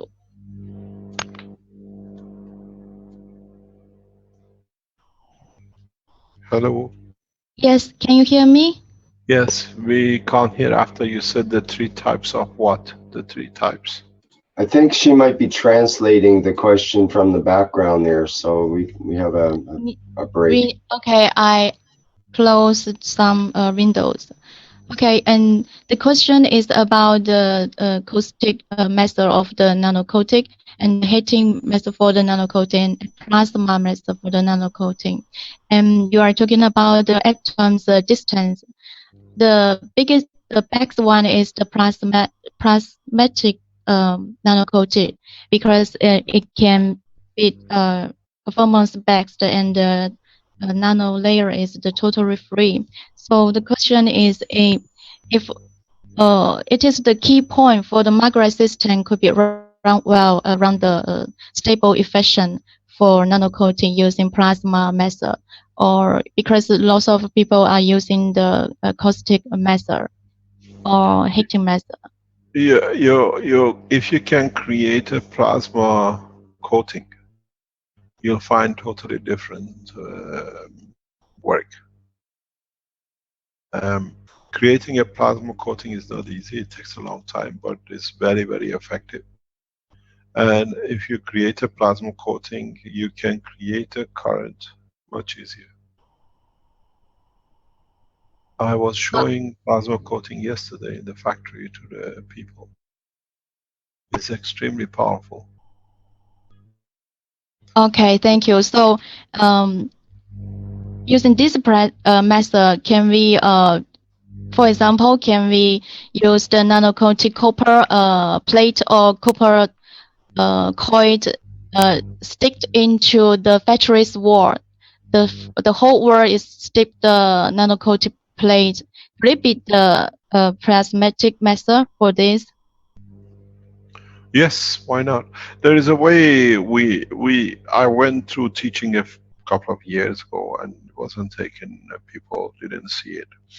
One of the ways, if you are wanting to create, for example, GANs of the amino acid of, let's say, neurosystem, or if you want to create a GANs which carries emotional strength in line of communication of the, I'm going to share, if I can share the screen. This I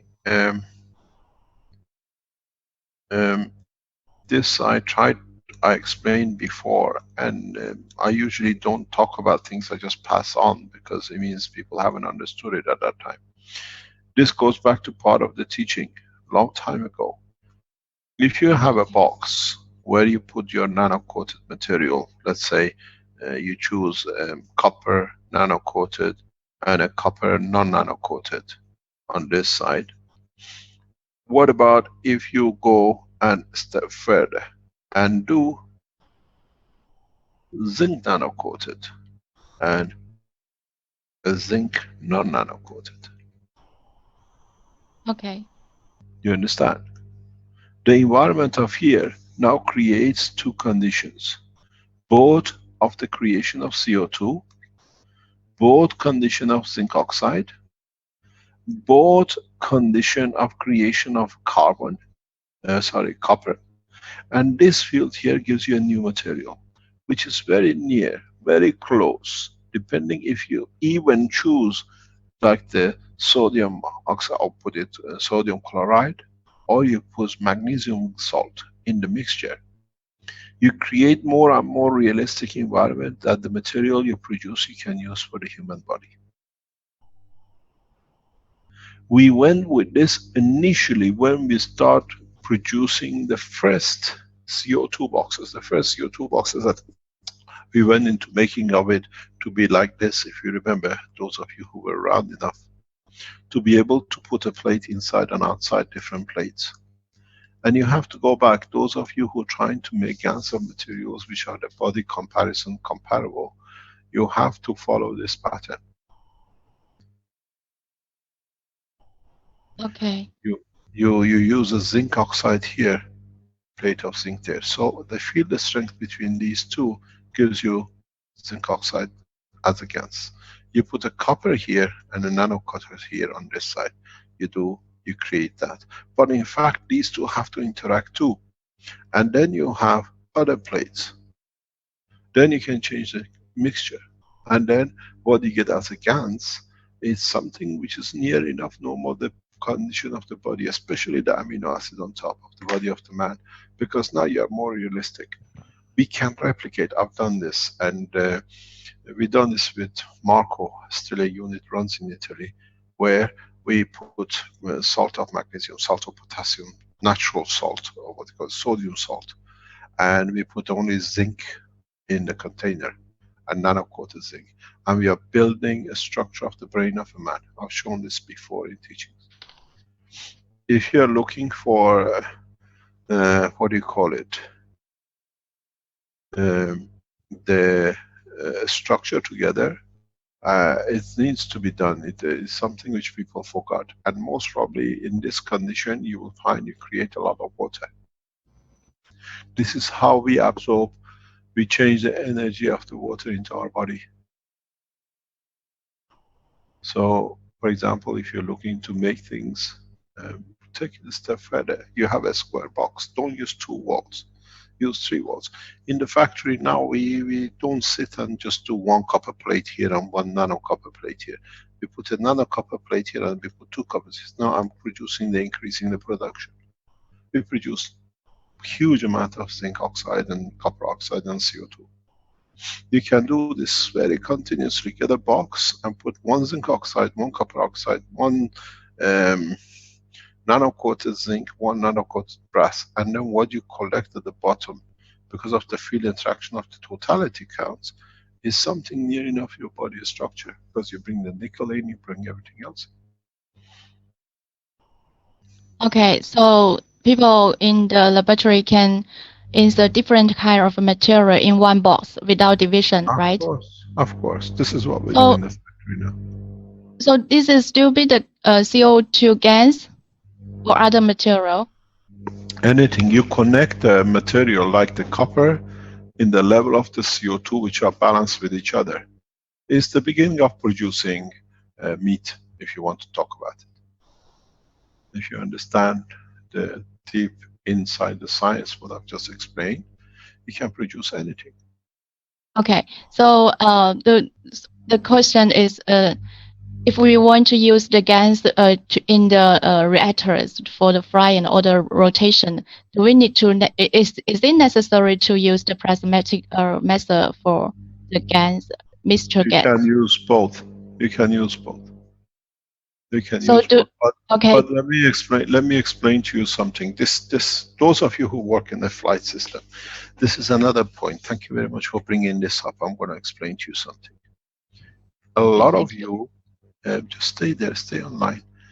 We created the ball, and we have placed different gases or liquid gases in it of different materials. We achieved the free plasma. But there is a problem which has been overlooked, and I'm trying in different research, especially with Arman. He's doing this because now we can explain it. We are putting another gas outside in ratio that we start compressing these layers together. The ratio transfer of the GANs can create a condition of the flow where now, by compressing these gases together, you create and release the energy back up, and you can create, what do you call it, the field to expand out. This is why some people with the 3-ball system, they lost their ball. So compressed from the outside pressure. Yeah, magnetic field pressure. Yes. Yes. So the principle for them is. Anyway, just let me explain. Let me explain, please. This energy links up to the center, not to the GANs. Okay. And it's the center mass which gets pressurized, and in that position, it changes its energy transfer. In changing the energy transfer, it opens up the gases and increases the more pressure on itself. And then you get a flight. You can change the condition. Arman at the moment has built such a system. We've seen it, and we see how the outside pressure goes on inside pressure. People in Philippines have done the same something, but they couldn't see it, they couldn't understand it.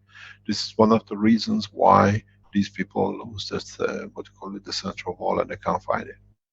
Because the outside magnetic field pressure on the inside does not touch the gas, but it pressurizes the central core, what we call the principal energy delivery, and it cannot hold it, and it just escapes.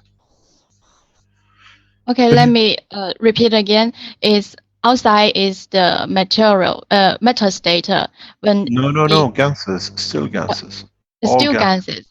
Everything Gases. is a gas ratio. Okay. Yes. Yeah, the because there's center. something. Let me explain something again to you, because you have to understand the full physics of it. Okay. The diameter of here, if you go to the volume of the, what you call it, section 1, yeah, even though it might look very big, let's say it's 2 centimeter, yeah, and this one is another half a centimeter, and this one, let's say, is another 1 centimeter, yeah, your second and the third core. The mass of the material in here is by volume maybe much bigger than the mass of volume, because don't look at the thickness of it, because now it's three-dimensional, the whole lot, by 1 centimeter. The 2 centimeter by mass ratio is much smaller. So the transfer of the energy is from outside, it exerts higher pressure from outside inside, and then the inside gets squeezed tight up and it takes its new dimension and disappears. Passes the matter state. Okay, so the question is, how if the field is expanded outside of the gas ball? Because in this It state, doesn't. you The get expansion. rise. Okay. The expansion is not towards the outside. The interaction is with the core, which is matching inside. If you choose your material, for example, here, let's say CuO plus Zn or whatever, and put the same thing, but use here ratio of 2 to 1 or 1 to 2, you decide if you're going in or you're putting pressure out. But your outer pore, don't look at it, it's only half a centimeter, but it's a half a centimeter of bigger dimension. Just do a small calculation about the volume of the sphere, you'll find out the ratio. And then in that ratio, you have to load up the outside core and inside core. The center core has to be a transition, which is non-interactive, but being there with a very small amount that it creates the float. And then you'll find that the center core will move and start rotating in its given direction. And if the speed goes up, you might not move, but the field interaction is so high that the ball just creates a field beyond the matter state and it moves out of the core. We've seen that with Arizona. They were just showing the video. 200 feet away, you see the field.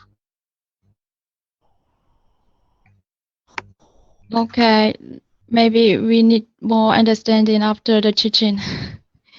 Yeah, analyze it. This has been explained in early teachings, but people don't understand it. So that's why I said after 3 years, maybe it's time to clean up a lot of things which should be explained in school. So does it require the energy, maybe the field clock of different interaction? Pardon? I mean, one field and another field clock with each other, so that they can be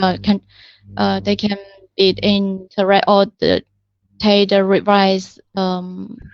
Yes, you can. That is possible that they can even create rotation in one or the other. You are squeezing the center ball principle. You're not excusing. You're delivering huge amount. But don't forget, there is a very hidden thing in this system. This which you don't. Yes, you have to look. Let me explain to you in a very nice way. Here, in the center of the inner core, this is the principal area of the first core. This is the first core, yeah? Okay. But interesting enough, in the center here is the center core of the outer core too. Now you understand?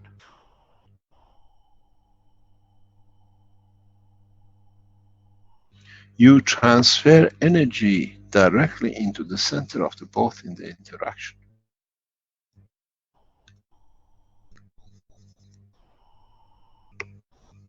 That's how it works. That's why the volume is, and then you don't need rotation. You don't need to create any rotation. If you get the ratio right, so much energy is delivered from here to here that in the interaction, this will start rotating, the core rotates. That's how planets rotate. That's how stars rotate.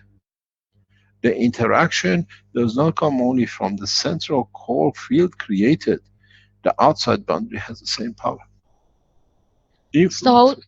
The galaxy's influence. Okay, can I ask question now? Yep. Yeah, okay. So do you mean that the central core and the second core, the same green color, should be the same gas or same mixture gas? The And third core, not the second core. The third okay, core. the third core, yeah. Yes, it has to be by the mass ratio difference. Yeah, you can. Why not? Or at least find a common denominator and something extra. You're not working in the matter level, you're working in the gas level, so everything is in plasmatic condition. Okay, here I get lots of question. I don't know if you got more time for my question or maybe leave to next week. Ask another question. We have, I think, about 10 minutes in our slot of time. Really? Okay. Okay, I asked the question is about it's the rotation of the fly inner. Maybe we need to more understanding or more discussion after teaching. And the another question is about the field and the plasma, which you are talking about the difference in the teaching. And the plasma is just like the radio system. And I'm confusing about the field because when we are talking about the field, sometimes we are talking about nanomaterials field, gas field, and plasma. A field to us is the magnetic field in motion, and its thickness and its strength in respect to the others of its environment. A plasma is the totality of all the fields within the same entity. If you look, if I can explain it in a very, what do you call it, in a very open way, maybe I can show it to you this way. Thank you. If you look at a plasma, I'm going to clean this out. If you look at a plasma, yeah, the strength is very much like this. The field, the strength goes like this. It's like tubes on tubes on tubes. When you look at the planetary system, the fields which come in, they go according to the field strength of their channel. They just all don't go through the center.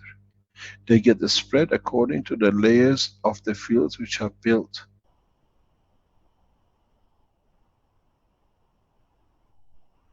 The interaction of these layers and the central creates the field forces, what is interacted and what is gone. Not every position has uranium, not every position has gold.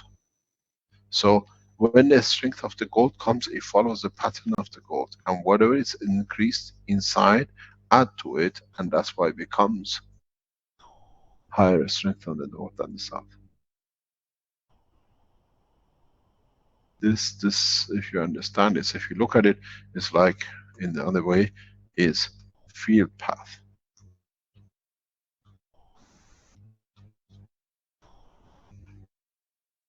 It's like tube, it's like neural system.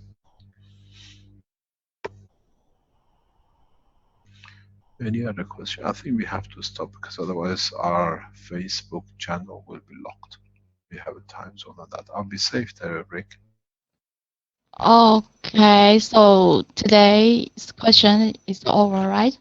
Maybe next week I need to come in and submit ask my another question. Thank you very much, Mr. Keshe. Thank you very much. Thank you for the Chinese community and your work in the background. Thank you. Thank you indeed. Shall we call it a day, Rick?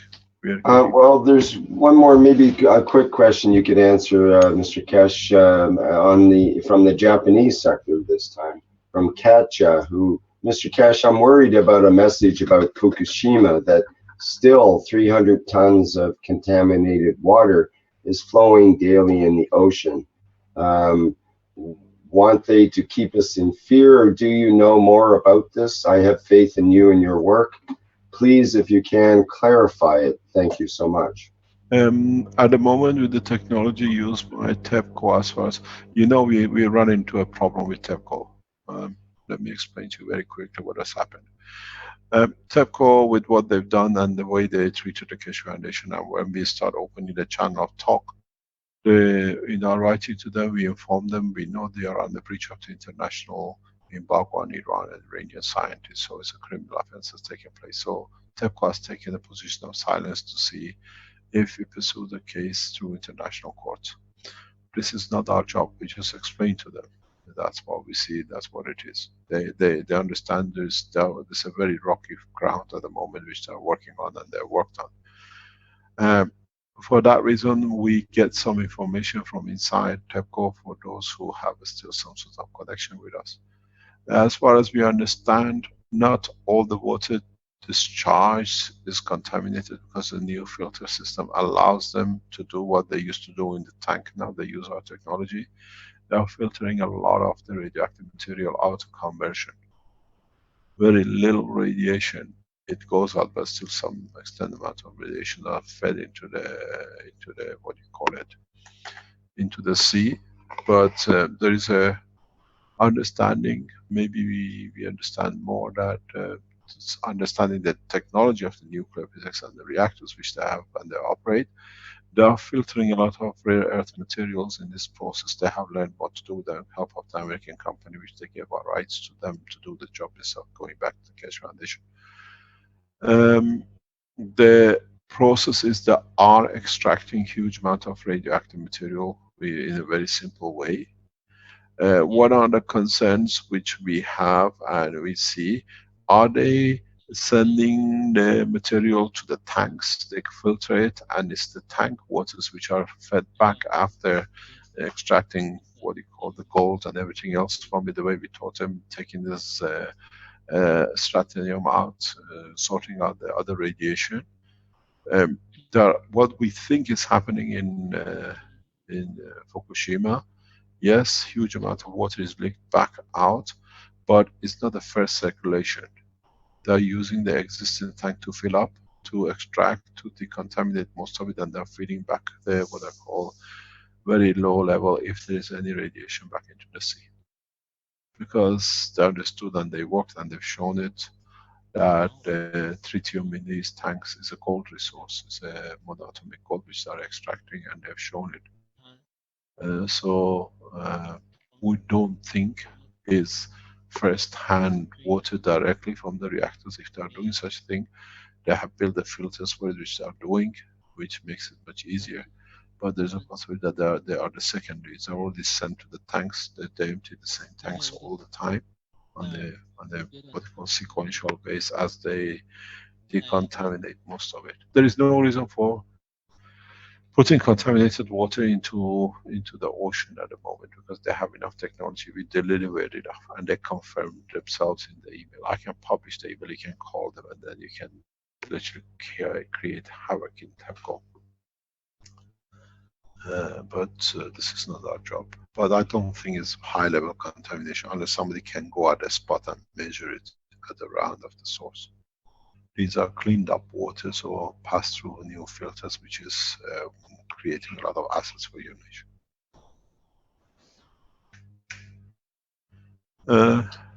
I think we have. Okay, thank you, Mr. Keshe. I think we're running right at the edge here now, so it's probably. Thank you very much indeed. Thank you, Rick. Happy birthday to all of you for the 3rd year. And I ask you, please, keep in touch with the police of Austria and Germany. The emails are on the website, which is released by the securities. And we have to stop this man making more fool of himself. At least we can give him the less prison sentence. Now, those people who received the threat, the address has been given to contact the Italian, what do you call it, Austrian and Italian and the German police. This is the nearest police station to these people. And they are already debriefed of the situation which is happening. And they need to create a file in a few months' time. We will see the outcome because we speak then with the government how to handle these guys. Threatening children is a pedophile offense because you don't do. And but you see, the man who threatens the children is the man who already abused children for 7 years with hypnotism. So that's why they work together. They understand each other's immoral morality of this saying. Thank you very much indeed. Have a nice day. And I thank you for being here, and hopefully we serve you another 3 years. Thank you very much, Mr. Keshe. It's been an honor to have been there with you for 3 years, and I know you haven't missed a single workshop during that time. I think we've had one on virtually every single holiday of every single country, including Christmas, New Year's, what do you call it? Easter and Halloween, you know. We've done it on Diwali, we've done it on God knows Chinese New Year. We've been there. We celebrated a lot of knowledge with a lot of people. Yes, indeed. Thank And you we'll very much. continue to do so. Thank you indeed, Rick. Thank you for your support. Okay, and that, thank you. And that will end the 156th Knowledge Seekers Workshop for Thursday, January 26, 2017. And once again, thank you everybody for attending.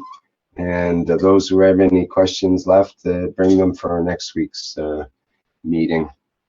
And okay, I'll end the live stream for now.